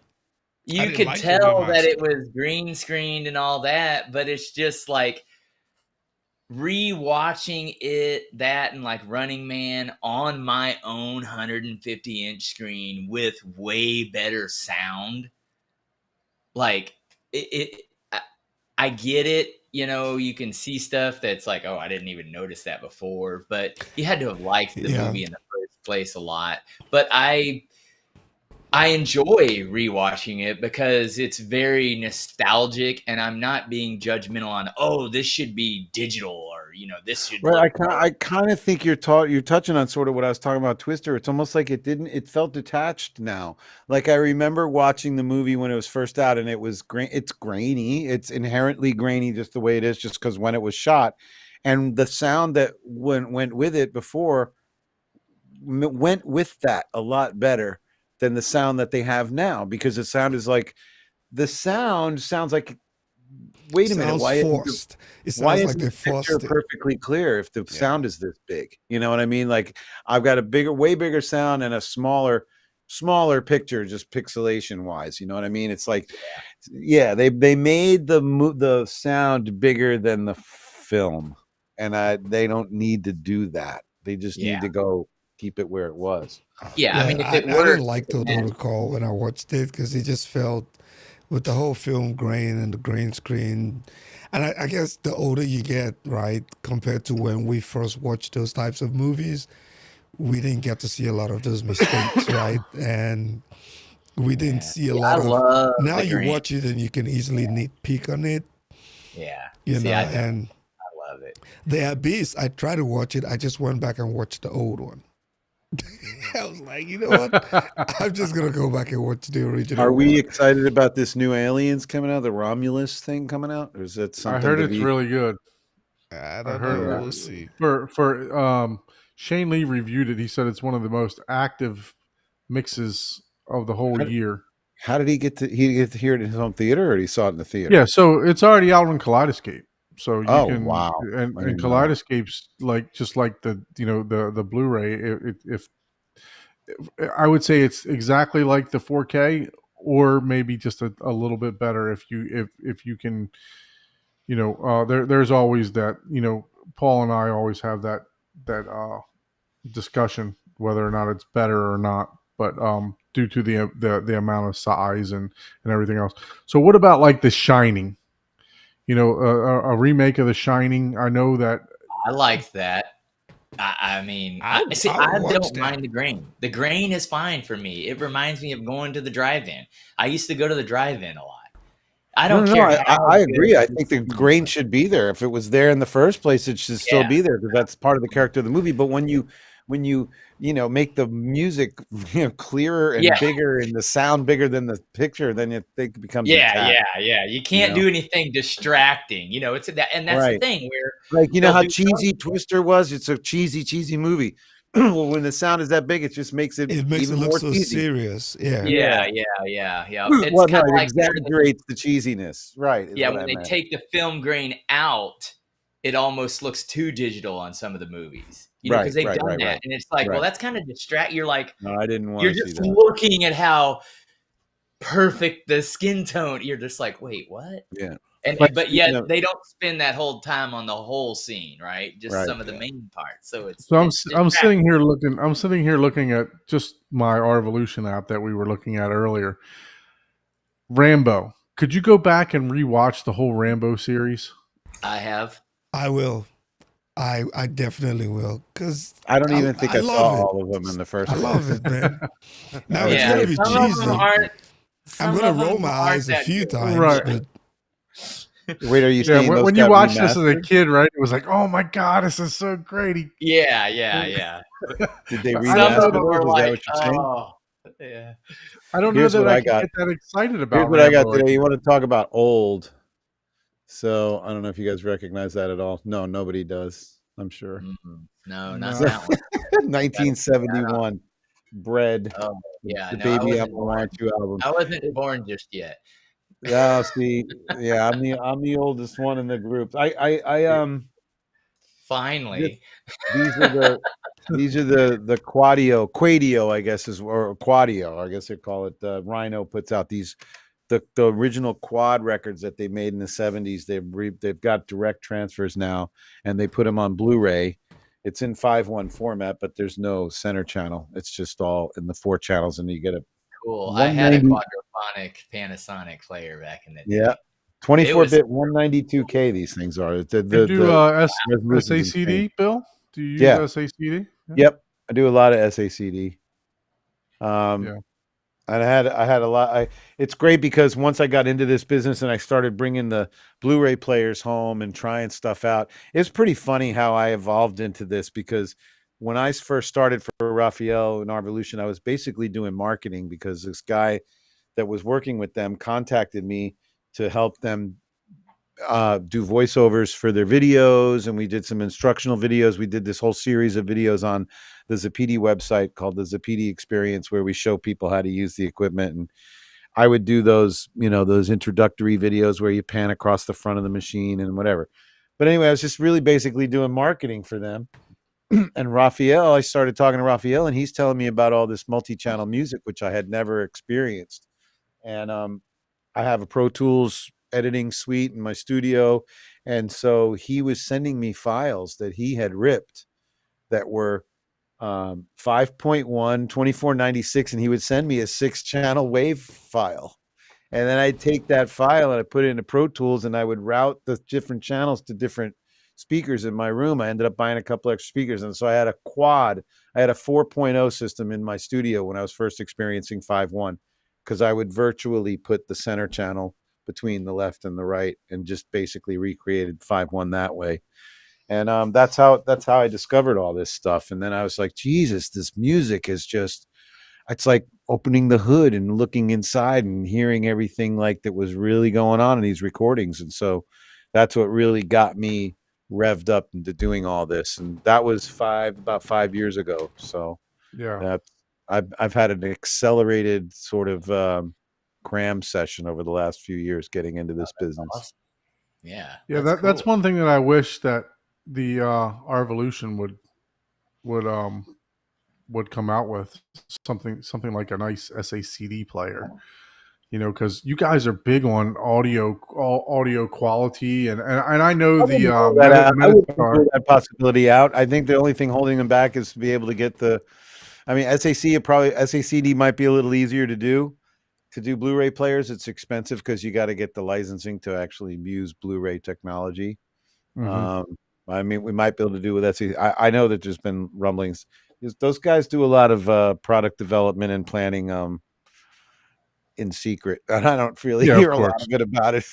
Hey, we got a new product coming your way next week. I didn't hear anything about it going on for the whole year leading up to that. So, they're kind of top secret about it. But yeah, I wouldn't rule that out. But yeah, I mean, you guys have spit out like 5 different players in like 6 months. So yeah. Now, can't you, do what you do at the movies with an SACD and just have a player? Not SACD. Well, now people have figured out there is a way to extract the DS. It's called a DSD file. It's actually a DSF once you pull it out of the SACD. But I don't know how that works. I don't know how, but obviously Blu-ray you can rip just like a movie, the music albums in any case. But yeah, what we're working on, what we're trying to get our database expanded so that when you put a music disc in, it'll identify that, and then you can have a music section and a video section on your Arvolution player. But right now the emphasis is on video. We have a lot of features that our customers are calling us about.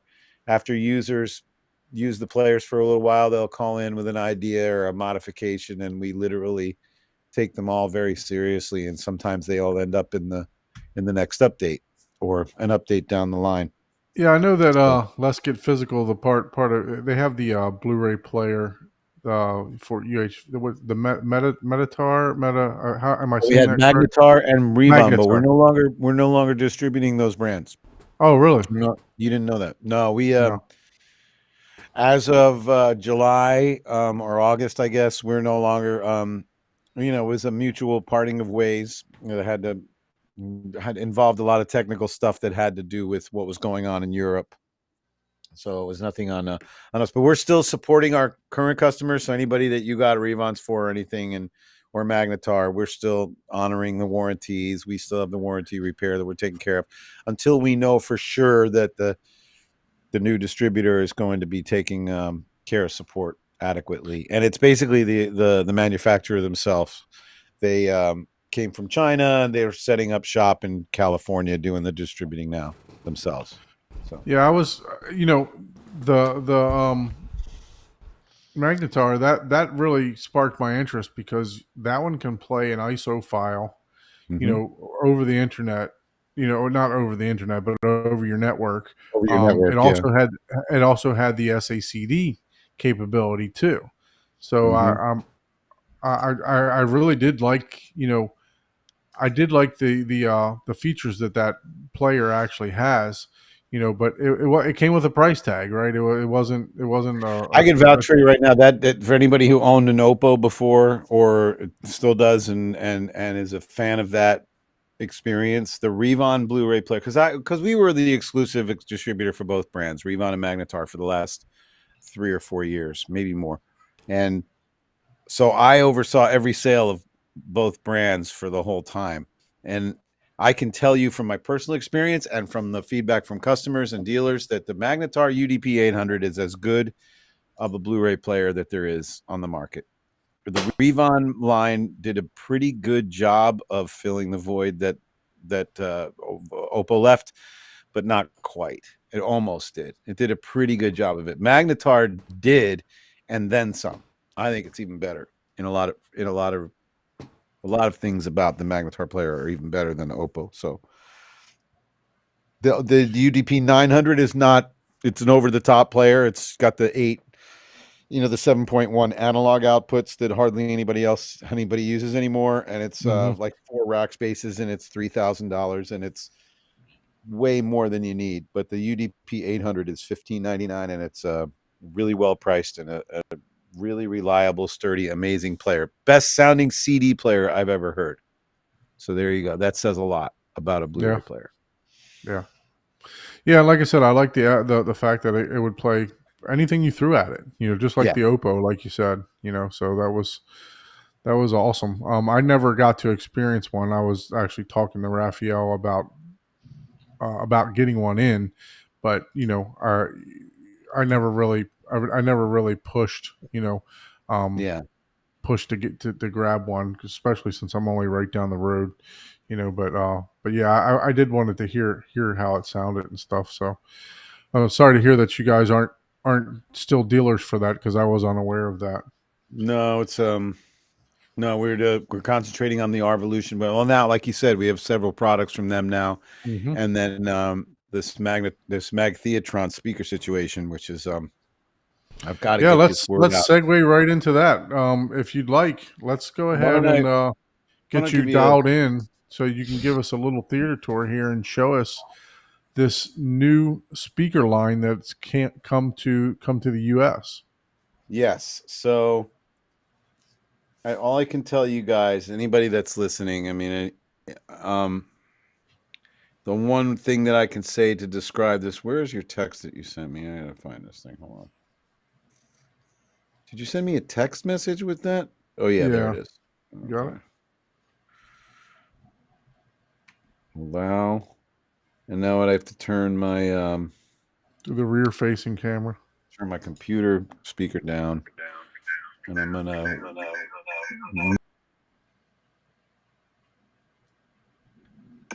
okay, should be good. We're getting feedback. Let's see. Okay. I'm gonna mute this. Wait, no. Let me switch. I know what I'll do. I'll turn the volume down on my phone, right? Yes, that would work. Right now, do you see anything? Make sure the mic is on your phone. It is. Can you hear me? There we go. Yep. What do you guys see? Okay, I see what you see. Okay, so this is my garage that I converted. Turn it long ways. I'm gonna turn these headphones down. That's okay. There we go. You want me to turn it like this? Yeah, landscape way. There you go. Okay, so I'm gonna turn the lights on all the way up here. So what we did was we converted this garage so that my brother does recording. So there's a whole area on this side where his drum set is. Right now it's covered up with sheets and pillows so that it doesn't resonate when you listen to music and movies. So that's sort of what we do. It's fully mic'd all the time. All the microphones run through the ceiling over to this rack where I have all of our recording equipment on the top. There's all of our mic preamps and our interface. I have a DBX tube compressor and Avalon. And then once we get to here, from everything down here is the home theater. There's my Anthem receiver, which is going back. That's the Arvolution player. That's my Magnetar Blu-ray. And there's my Magtheatron amplifier for the subwoofers. And there's my Bryston vintage amplifiers that I use. So everything is all consolidated in this one tall rack here. So then what I did was I sort of blocked off this area here. So what we're looking at is obviously this is the long way of the garage. So in order to decide rectangular so that you could why are my headphones up so high here? You could sort of have the home theater shape. Is I've got these panels here that I hung on chains here. I could remove these if I want. So if like a band came in here and wanted to record, we could move these. We could take those down and create more room. But what they do is they sort of create a corner here so that I have a little bit of a corner situation going on over there instead of the open space, and it matches the other side. Okay. And obviously, since it's a garage, there's a laundry area back here that's covered by these curtains, and they're very acoustically treated. And then this corner back here has a closet. And then in this closet is where I have my NAS. It's not lit up right now, but my NAS is on top of a cabinet there. And behind that curtain, which that's another thing, it makes a little bit of noise. So it's, oh, I should have this up so I could hear you guys. I'm sorry if you're trying to talk to me. Now you No, can. you're good. So I don't have a big fancy projector like you guys do. I have the Sony X95L, so it's 85 inches, and I've got it flanking. I've got the speakers sort of flanking it here. So since this whole like listening and viewing space is probably 18 by 13, so I really don't need that much bigger of a screen, although it would be nice. Okay, now Mag Theatron. This is so my system that I did have in here is right now it's behind the Mag Theatron speakers. I have the Emotivas, the two T zeros in the front. I have the B1 pluses in the back, and I have the A1 plus on the ceiling. And I had a C2 plus as my center. But for now, I have the Mag Theatron sitting in front, and everything's hooked up. That is the M8L.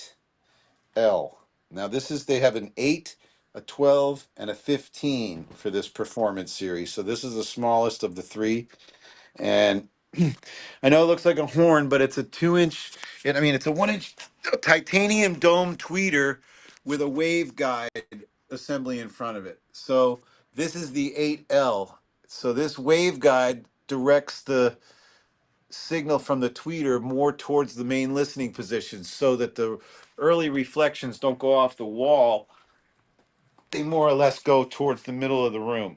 So there's an 8L and there's an 8R that have those those horns. Those waveguides can be rotated so that if you did this one vertically instead of horizontally, you would turn that waveguide 90 degrees. Now the center channel is the same as those, but of course the waveguide is straight, so it comes right at you. So when you're purchasing them, does it specify left, right, or is that Yes, something? there's an Okay. 8R, an 8L, and an 8C. Okay. M8L, R, and C. And the same thing with 12s and the same thing with the 15s. And they're technically they're screen speakers. They're meant to be behind the screen. The 8s can obviously, like I have them, I just have them temporarily set up on these stands.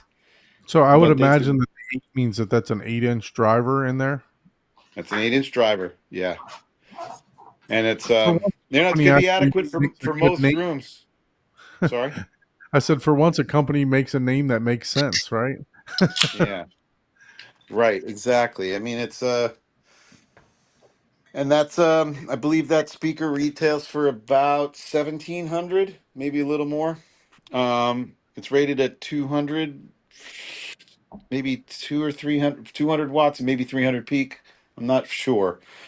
But I'm running them with a Bryston amplifier, which is only 60 watts per channel. So at 4 ohms though, that Bryson is 100 watts, so I think they're getting the 100 out of this. Okay. So now these are the monster subs. So I got a pair of them. These are the Hammer 15s, also meant to go behind the screen. They make a Hammer 12. They don't make a Hammer 8 sub, but they make a Hammer 12 and a Hammer 15. Mag Theatron, we could spend all day talking about the other subs that they make because they make up to 24-inch, and it's like I said, this company has been making commercial speakers for for commercial theaters and like concert setups for years. So that's what these are like designed by. They have the same technology in these speakers that they do with the others. These babies are like 105, 108 pounds, something like that. Ported at the bottom, very nicely tuned. I noticed when I took them out of the box right off the bat that they're pretty resonant, more resonant than I thought they would be, and I was a little concerned about that when I took them out of the box. But once I started hearing them, I realized that they are very, again, to use the word musical, they're very musical. You hear a lot of detail and a lot of note definition in the bass guitar in music, and plus you get that extra deep low layer. These are the So that rears. Now, the I'm sub sorry. itself, Bill, that's a 15 or an 18-inch driver in that. That's a 15. That's a 15. It's a Hammer 15 is the model. They make a Do you know what they they're make a port tuned at for the frequency? I should know that right off the top of my head, but I don't. Okay, no problem. I could say that they tuned them specially for my room. No, I'm just kidding. Um, Actually, they talked about doing that. They said that they're gonna actually do that for me. If I could send them a quick measure of what my low end sounds like in the room, they could tune the subs to the room. That's pretty Oh cool. wow. But yeah, these are the rears. Now these are technically these are upside down. Now the reason is that they're upside down is because I kind of moved them out of the way so that nobody would knock them over. But let me Yeah, I can see give me a there's a second. little angle to them. I'm gonna put this down. That's actually an angle I put it on myself. So I'm going to show you what these are supposed to do. And you're going to find this very interesting. These are these are the S8s, and they're meant to be mounted on a wall in this shape and vertically like this. Makes sense. And the same Sweet. thing is going on here. They would be these would be for your sides or your rear surrounds or your surrounds. But Can you show us the depth of them? yeah, it's only about 5 or 6 inches deep. Nice. And I would say that's about what 20 inches high, 19 inches high, maybe a little more than that. And so with the same thing is going on here with this is also a titanium dome tweeter, and it's got that waveguide here that is pointing the signal down. So you would have these up on your wall. So instead of trying to get around the edges or the back headrests of your seats to the people sitting next to you, they're little bit above you, and it sends the high end down into the main listening position into everybody, and so it gets into that area a lot better. I didn't have the means to do that in this room. So, interestingly enough, as untraditional as it would be, I have them mounted like this. I'll show you in a second. Give me a second again to move it. Maybe I guess I could put this on this stand here for a second. And I've been, for demonstration purposes, I have them put in here, and I had them towed in just a tiny bit. But I have them like this. So now this is the rear left. This waveguide is actually pointing towards my main listening position too. I would like it to be a little bit higher, but trust me, it gets through to me no problem. And so those are the rears. I don't have their Atmos speakers on my ceiling yet. I still am using these Emotiva A1 pluses, 4 of those. Pretty damn good speaker. It's a for what they cost. I mean, they really do a great job. I was very impressed with Emotiva before I got these Mac Diatrons. I got to tell you, for the money, that is a damn good brand. But that's my room right there.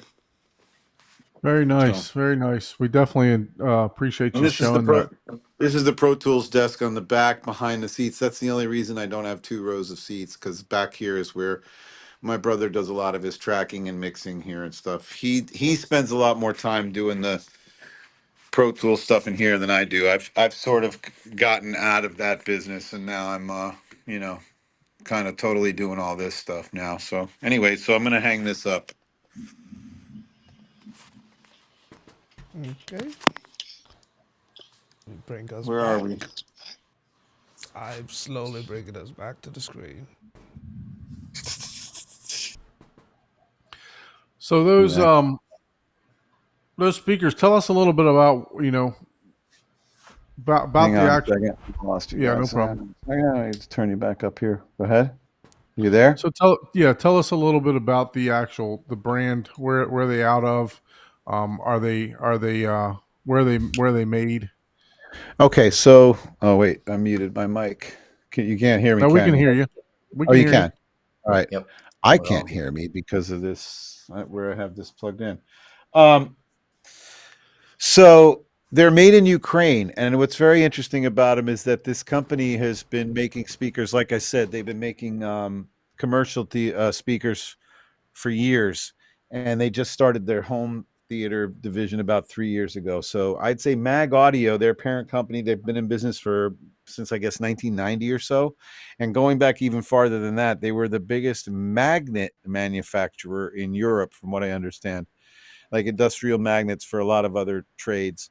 They would make the magnets, and then they got into the audio business, I guess, around 1990. And now they're taking the same technology. You'd find their equipment in like some of the most prestigious old, like even refurbished old 300 or 400 year old theaters and things like, or whatever they were, 100-year-old theaters, whatever they were.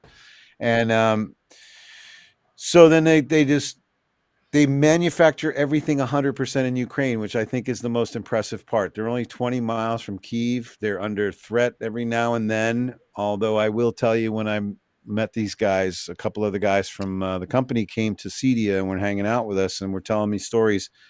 There's something about the area that they work in that I believe is more or less untouchable, if you will. I think Ukraine is responsible for a lot of infrastructure for Russia, and there's a lot of things that they, I guess, leave alone, if you will. And they might be one of the areas that's sort of, I guess, safe's not no, they're not entirely safe, but they're safer than there would be in most places. So they're great people, and everything from the plastics to the wood to the magnets themselves is manufactured in their plant. They don't farm out anything from anywhere else. So, and everything is made as it's ordered, basically. So you order a system from them, they put the speakers together, and you get them a few weeks later.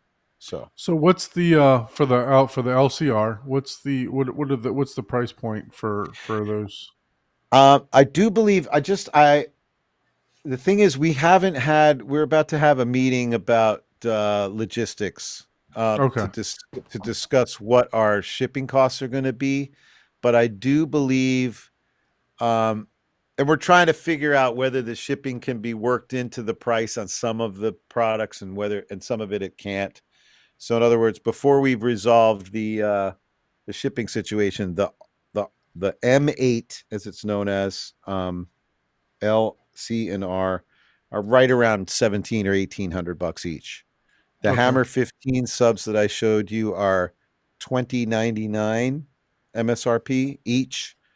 The amplifier that runs them, which I showed you briefly, is a 3200 watt Class D amp at 1600 watts per channel. That retails for about 2500. So if you want to compare it to, like, I don't know, to Ascendo sub 16s, you're looking at comparable or a little bit less price. But for a very true spine rattling commercial cinema experience, I mean, these subs are, they're just, I don't know what the word is. I can't. They're physical. That's all I can tell you. I think that's really good that our company is called Let's Get Physical, because it still applies with this. It's a very physical experience. I don't know if I didn't show you my chairs in much detail, but they're the basic Octane XS 300s or whatever chargers, holding up very nicely, by the way. That's Octane is Valencia, right? No, it's the home theater store. Octane is the brand. Oh, okay.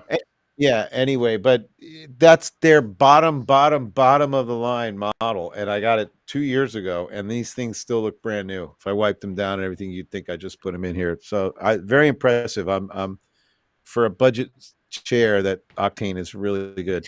But they move. They feel like you have drivers attached to them, because in some scenes that the frequencies get so low. There was a piece of music my brother and I were listening to. My brother's 3 years younger than I am. He's a touring drummer and a recording engineer, and he's, we get very, very deep into listening to music, into such detail.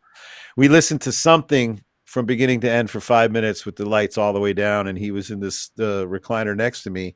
And the song ended, and he turned to me, he goes, "Let me just ask you something. Because we couldn't see each other. He goes, were you playing were you playing drums on the seat? And I said, no, I wasn't. I wasn't moving. He goes, I wasn't either.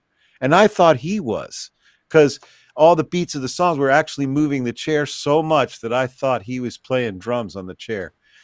And if and I could see that when I was watching, I think Twister or Moonfall or something, the chair next to me, the empty chair next to me, I could actually see it moving next to me. And that if you could see the movement on something, that's a very, very low frequency doing that. Otherwise you wouldn't be able to see it. So these are the kind of things I'm experiencing in here. Obviously these two Hammer 15s and this amp are way too much for this room. I could probably get by with one Hammer 12. And that would be fine at 600 watts. We have plenty of people in here that would disagree with you. I have talking to customers that want to put 4 of these in a room a little bit bigger than my room. Try 1818s. JTR. That's the kind of people that 1024s. Yeah, I was at that. 1818s in a room smaller than yours. Yeah, So, I have two 15s. 156 dB. Yeah, I have two 15s up front and 4 12s behind my chair. Wow. Just in my. I mean, I got dB levels in here. I don't know what's going on with the dB levels. I almost don't want to know how high I've gotten it up in here. Yeah, I don't turn it up. But the thing is, so I can get these subwoofers are not even breathing in this room, and it's louder than I would ever want a sub to be in here. I listen to 45 minutes or watch an entire movie and go back to the rack. You put your hand on top of that Mag Theatron amp, and it's cold. Not even like room temperature. It's the air conditioning temperature. It's cool. And is that a Class H? Do you know? No, it's a Class D. But that's the other thing. The rest of my amps are Class AB. This is another thing I'm going to learn down the line, because eventually I'm going to get some Mag Theatron multi-channel amps for these speakers, and I'm going to finally get to hear for myself what this Class AB versus Class D thing is all about. And I'm a little concerned that I might lose some character that I have with the ABs, and I don't know. I haven't listened to every speaker in the world, so I don't know.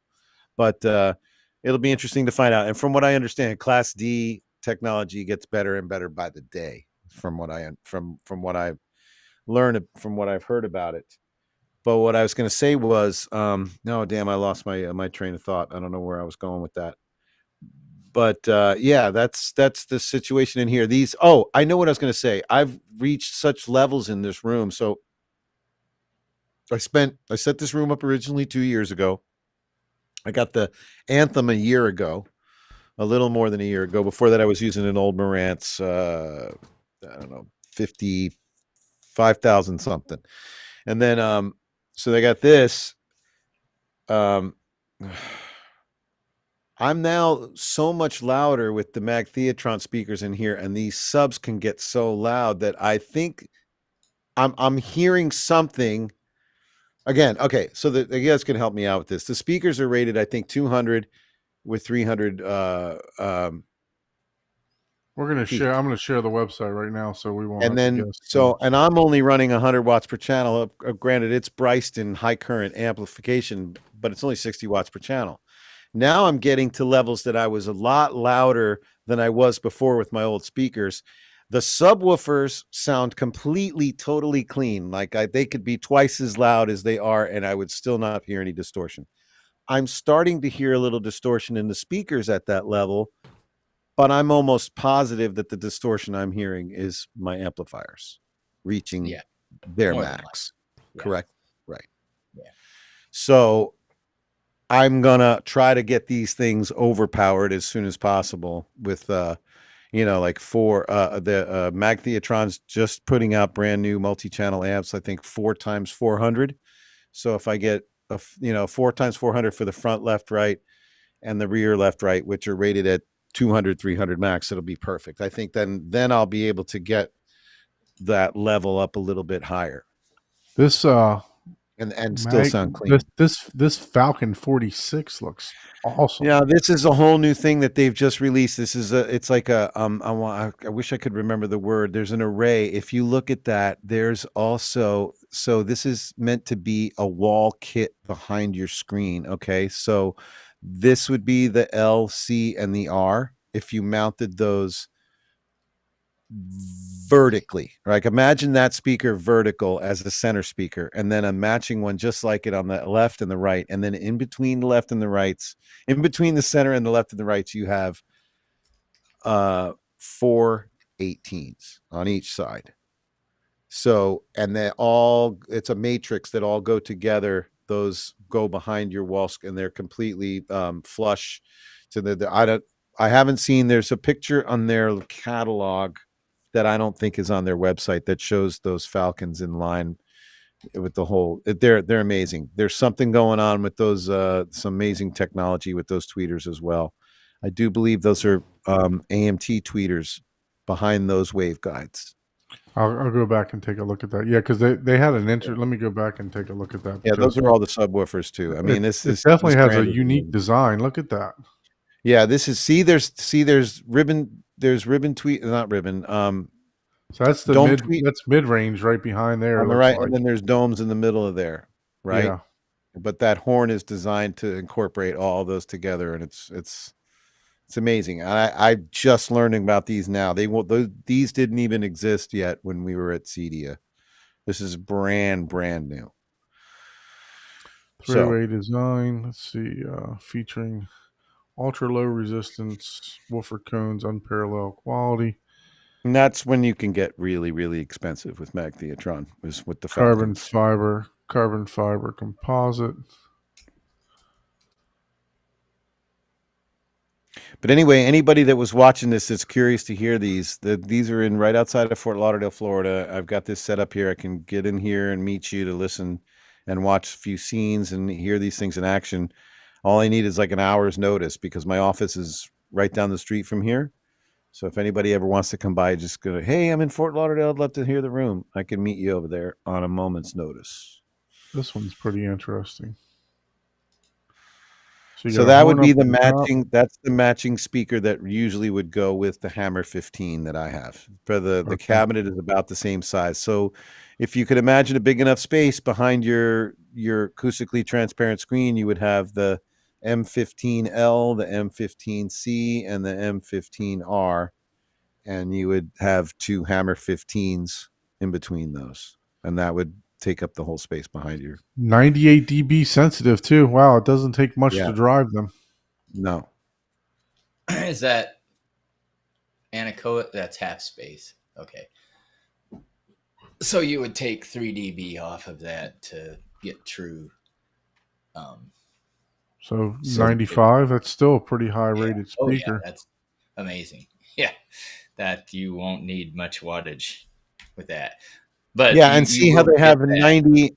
See how they have a 90 degree, 40 degree coverage control, so that the L is its axis is off, it's panned right. Right. 700 watts. It's almost got like two horns in here. So is that the one you have? No, that's the 15. That's the 15 version. The one that he has, we'll go back to that. Let's see. I have the sub version of this. Yeah, you look at the numbers on the M8, they're pretty impressive too. The sensitivity, also very high sensitivity. This is the one you have right here, right? Yeah, yeah. That's the one. And you do get that sensitivity in your room. So I mean, it's well, I mean, just the difference in volume alone from this speaker to the other ones. I mean, that's so he's about 92.5. You know, for sensitivity on this one. I'm curious to see the sensitivity of the speaker that I did have. Hold on, sensitivity. Yep. So basically, you will, if you want to do your new amplifier, will match perfect with those speakers. You'll get. You said it was 400 watts. The one that you're going to get. Yeah, it's either 4 or 100, 450. It might be 450. Yep. So if you want to listen at ungodly loud 85 dB with 30 dBs of headroom, aka dynamic range there, right? With that 95 sensitivity, 400 watts. But that's if you're listening at full, basically 85 dB. That's loud. You're not going to be able to do that all day. That's no. I know I'll never. My favorite song, type of deal. But yeah, that's 60 watts just isn't quite enough to. Well, and I guess it depends. You might not even need that much power depending on your seating distance because I just put in 2 meters Right. proceeding distance. So No, it's funny that efficiency would be sensitivity, right? So the speakers I had, the T0, I still have them. They're just behind them. The Emotiva Air Motif T0, they're 87 dB. So Yeah, that's a huge those difference. Emotiva wasn't there. Even the newer ones that they got, they're hard to drive. You need a lot I of heard the power new to ones drive are them. even more difficult to drive. That's what I Yeah. heard. yeah, You have to overpower them. Mhm. But yeah, these are the multi-channel ones they have, the other amplifiers. That's the 1200 watt. I have the 3200 one. So look at that. So the frequency range. Okay, so here's what's interesting. So the frequency range on this is 20 to 20,000. Actually, if you could, Don, go back and go to the TDC 3200, which is the one I have. Right there. Yeah. So it's 20 to 20. The Hammer 15, which I'm running these with, is goes down to 16. I know that both of them go lower than they say. It's just there's something about how they can list it and what they can get away with listing it as, Yeah. from what I understand. But so I don't know. You guys are familiar with Anthem, correct? The Arc Genesis. So Mhm. when I first hooked up the Hammer 15s and that amp, and I did the quick measure, that came back. You know how that quick measure read will most of the time when you look at your sub, it'll get to 20, and then just to the left of that, it'll just take a nosedive straight down normally, or slightly diagonal down to the bottom of the scale before it gets down to 15. Because I know that that Arc Genesis graph goes down to 15. So my first quick measure, it was flat all the way, flat as that area of the subwoofer can be. And then when it got to 20, it was just a little squiggle that went down a little 2 or 3 dB and then went out across at 15. I've never seen anything read like that before. So I'm guessing that the microphone in the Arc Genesis couldn't even pick up how low it was going, Oh wow! Look at this low profile ceiling surround. So it's like an Atmos that it has a bracket on the top. That's what I'm getting next. I'm going to get 4 of these. They're the CS44. Really cool. Well, decently priced too. I don't have the price off the top of my head, but I remember Are you seeing able the to price. tilt that bracket anyway? It looks like it's Yeah. on the outside. Yeah. Yeah. So you can go. They have dual 4s in them, and a 3/4 inch tweeter in there. But you can mount them. And they have them in white too. I mean, who needs a white speaker if you're putting it on the ceiling, right? I mean, you gotta hide it, and you just gotta blend in with the ceiling, right? Right. You have a white ceiling like I got. Yeah, I have my theater in my living room, so I have. Well, there you go. But it's 12-foot ceiling, right? So it's not. No, these you gotta blend it in white with the black drivers. So it's gonna. These will blend work around. These will work around any kind of space that you have, limitation you have, because you can go so where they're coming at you straight on, or from the side, or even diagonal if you wanted to do them. I mean, look, you could. I haven't looked at, but you could probably use these as wides and angle them in, turn them vertically. You really could, and that's we had that conversation as well. They would really work well for wides. As a matter of fact, I think Raphael is planning on using those for wides. Yeah. In his 11 point whatever room he has there. Well, you definitely enticed me. I'm gonna have to get down there and listen to this. The last thing we needed was another speaker brand in the market, right? So, hey, I like this, and one thing that I thought was, being the Magnet company previously, they can afford to make a much better speaker at much cheaper prices because 100%. the Magnet is the most expensive part of a speaker. Right. And that was their forte. That's what. And they're like, oh, well, yeah, that's nothing. It's like, oh no, we make industrial, and people don't know, like, industrial magnets are like legit. Like, Can you imagine that they're on the development bench and they're going, oh, you know what, we need a bigger magnet for this. Oh, okay, no problem, we got that. Yeah. They're like, what? That's not a big magnet. That's not a big magnet at all. What are you talking about? You call that a big magnet? Yeah, exactly. Yeah. Right. So, wow, is my mic distorting? I got to turn this input level down a little bit. But that's interesting. Yeah, I mean, Oh, there that's we go. There's those.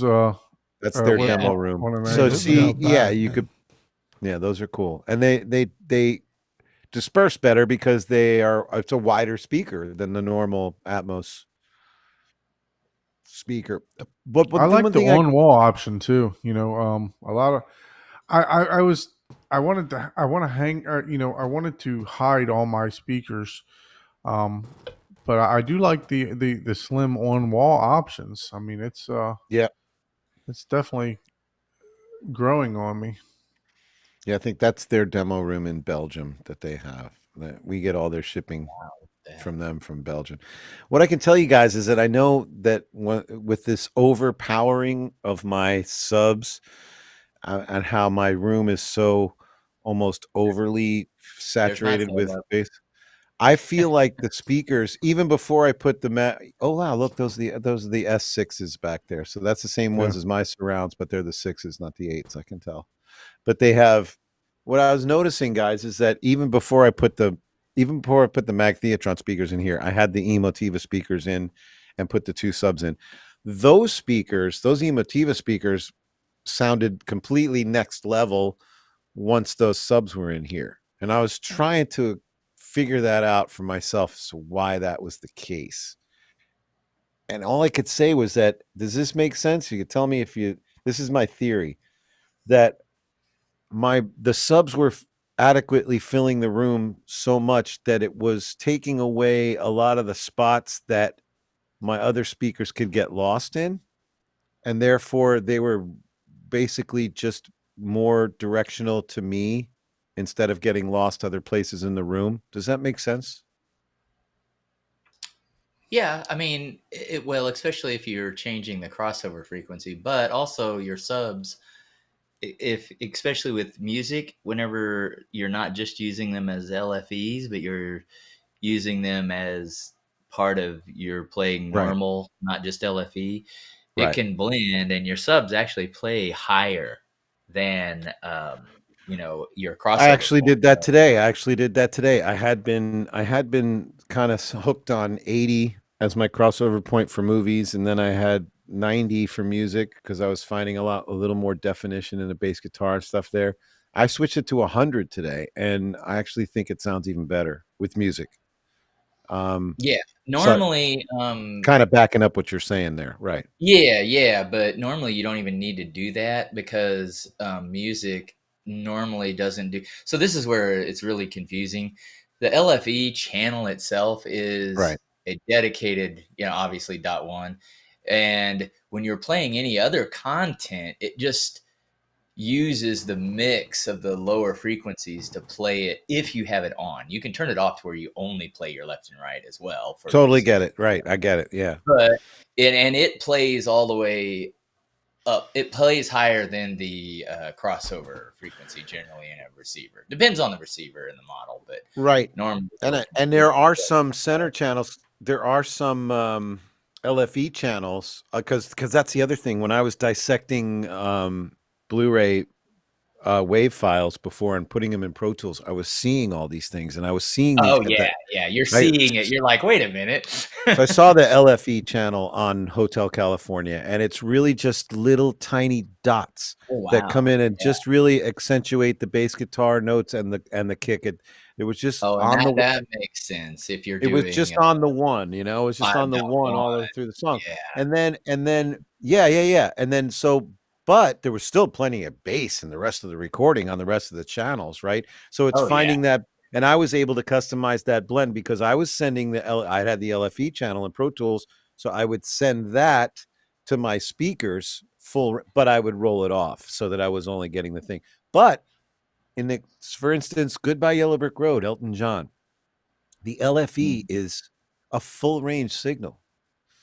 It's crazy. It's there. You can listen. It's like listening to the whole album on a little mono speaker is what the LFE sounds like, with extra low end, obviously. But it was the whole recording is in there. I was like, that's really odd. Nobody's going to hear that because it's going to be high passed, right? Yeah. Huh. So this is something interesting. Look at this subwoofer. It looks like the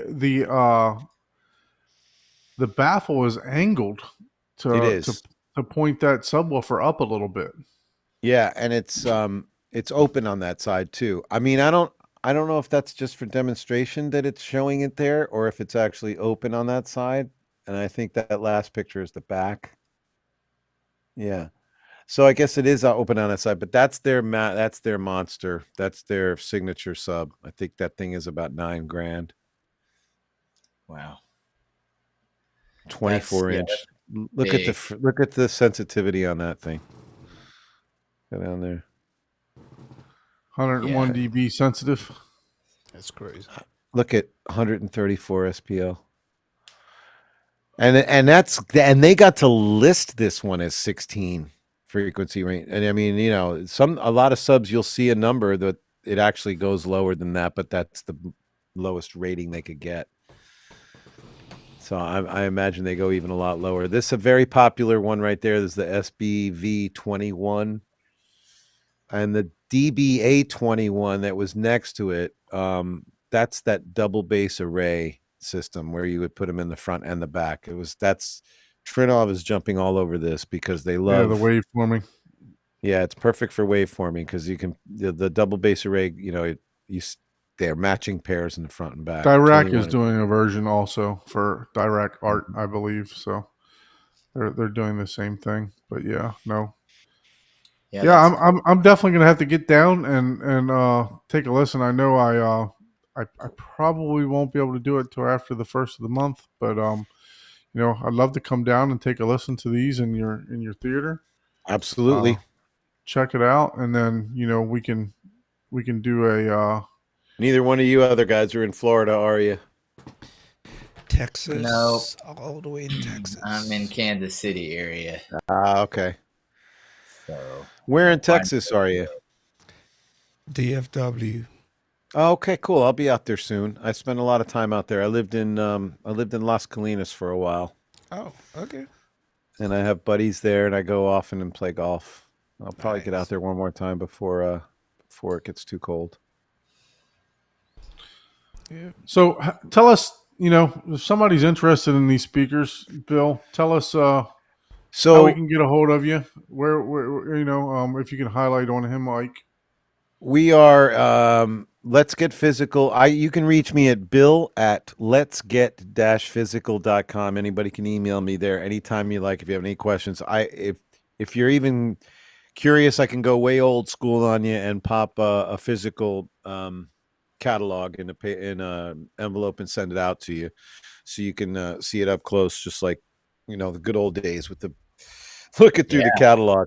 And then if you're ever in the Fort Lauderdale area, like I said, anybody who wants to hear these, all you got to do is give me an hour's notice. I'm in my office is in Davie, which is 10 minutes from here, and I can meet you here anytime you want. I'm in Plantation, Florida, just outside of Fort Lauderdale. And like I said, the only way to sell speakers is to get ears in front of them and let you hear them. So I could talk your ears off all day long about them, but you can't really know what it's about until you hear them in person. Yeah, I'm looking forward to getting down there and listening to them. So and then we can, you know, if you want to, well, you're always welcome to come on. I'm the show. just as anxious to get people like you guys to hear me here, so you can tell me whether I'm crazy or not, and you can verify or, you know, qualify what I'm actually saying about these things, and you can tell me if I'm real, because you guys have heard way more brands than I have at this point. I mean, I'm catching up, but I know you guys have heard everything, and I know the big fan of Martin Logan that you are,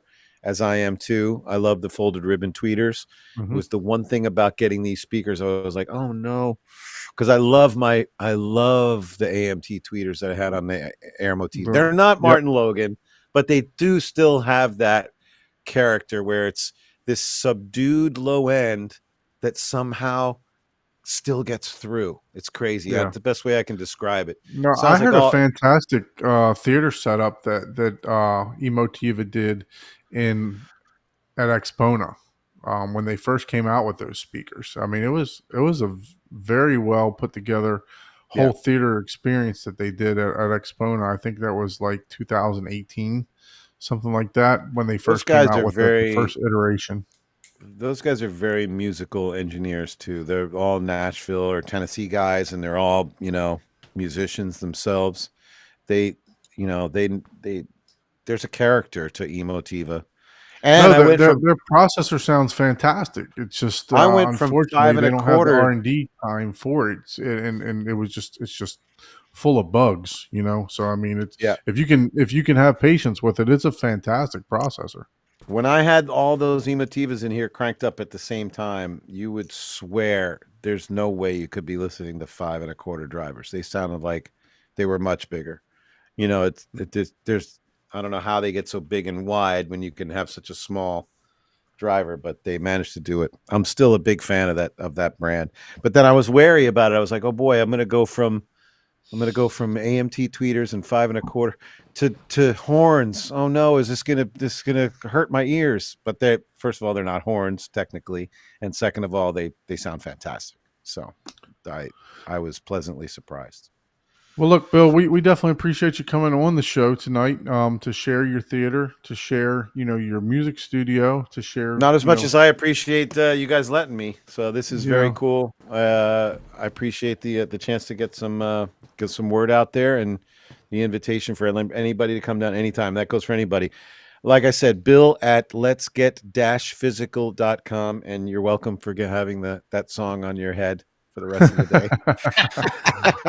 Yeah, so just so you guys Right. know, as I mentioned earlier, we're coming up on the 52nd show 1 year anniversary. I would greatly appreciate it if we can help each other's channels out. Please subscribe to my channel. I'm at like 715.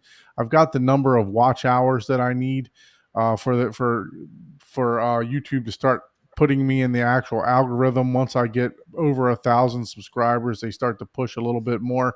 So I would greatly appreciate if you would subscribe to Horizon Home Theater. Also, we're going to try to do a giveaway.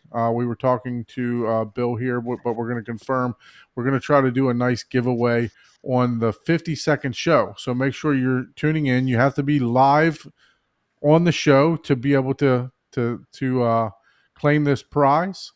But yeah, if you would like to, if you can, please subscribe to the channel so that I would love to try to break 1,000 for this by December, by the end of this year. But And I'm trying to break 100, so try to help me out if you can. definitely subscribe to Bill's channel, subscribe Inside to Ike's channel. Inside the Easy Home HT Theater is Tech. my channel. Yeah. Inside the Home Theater is Bill's channel. We showed it earlier, but make sure that you guys are all subscribing and hitting that like button. If you would like to be a guest on the show, please send us an email to where are we at gmail.com. The Home Theater Hub at gmail.com, correct? Correct. Home Theater Hub live at gmail.com. Home Theater Hub Home live Theater at Hub gmail.com. at gmail.com. Yeah, I Thank you put it so up much, in the you chat guys. a little bit later. Bill, hang on for a second, but thank you everyone for tuning in this evening. We'll see you next week. Bye.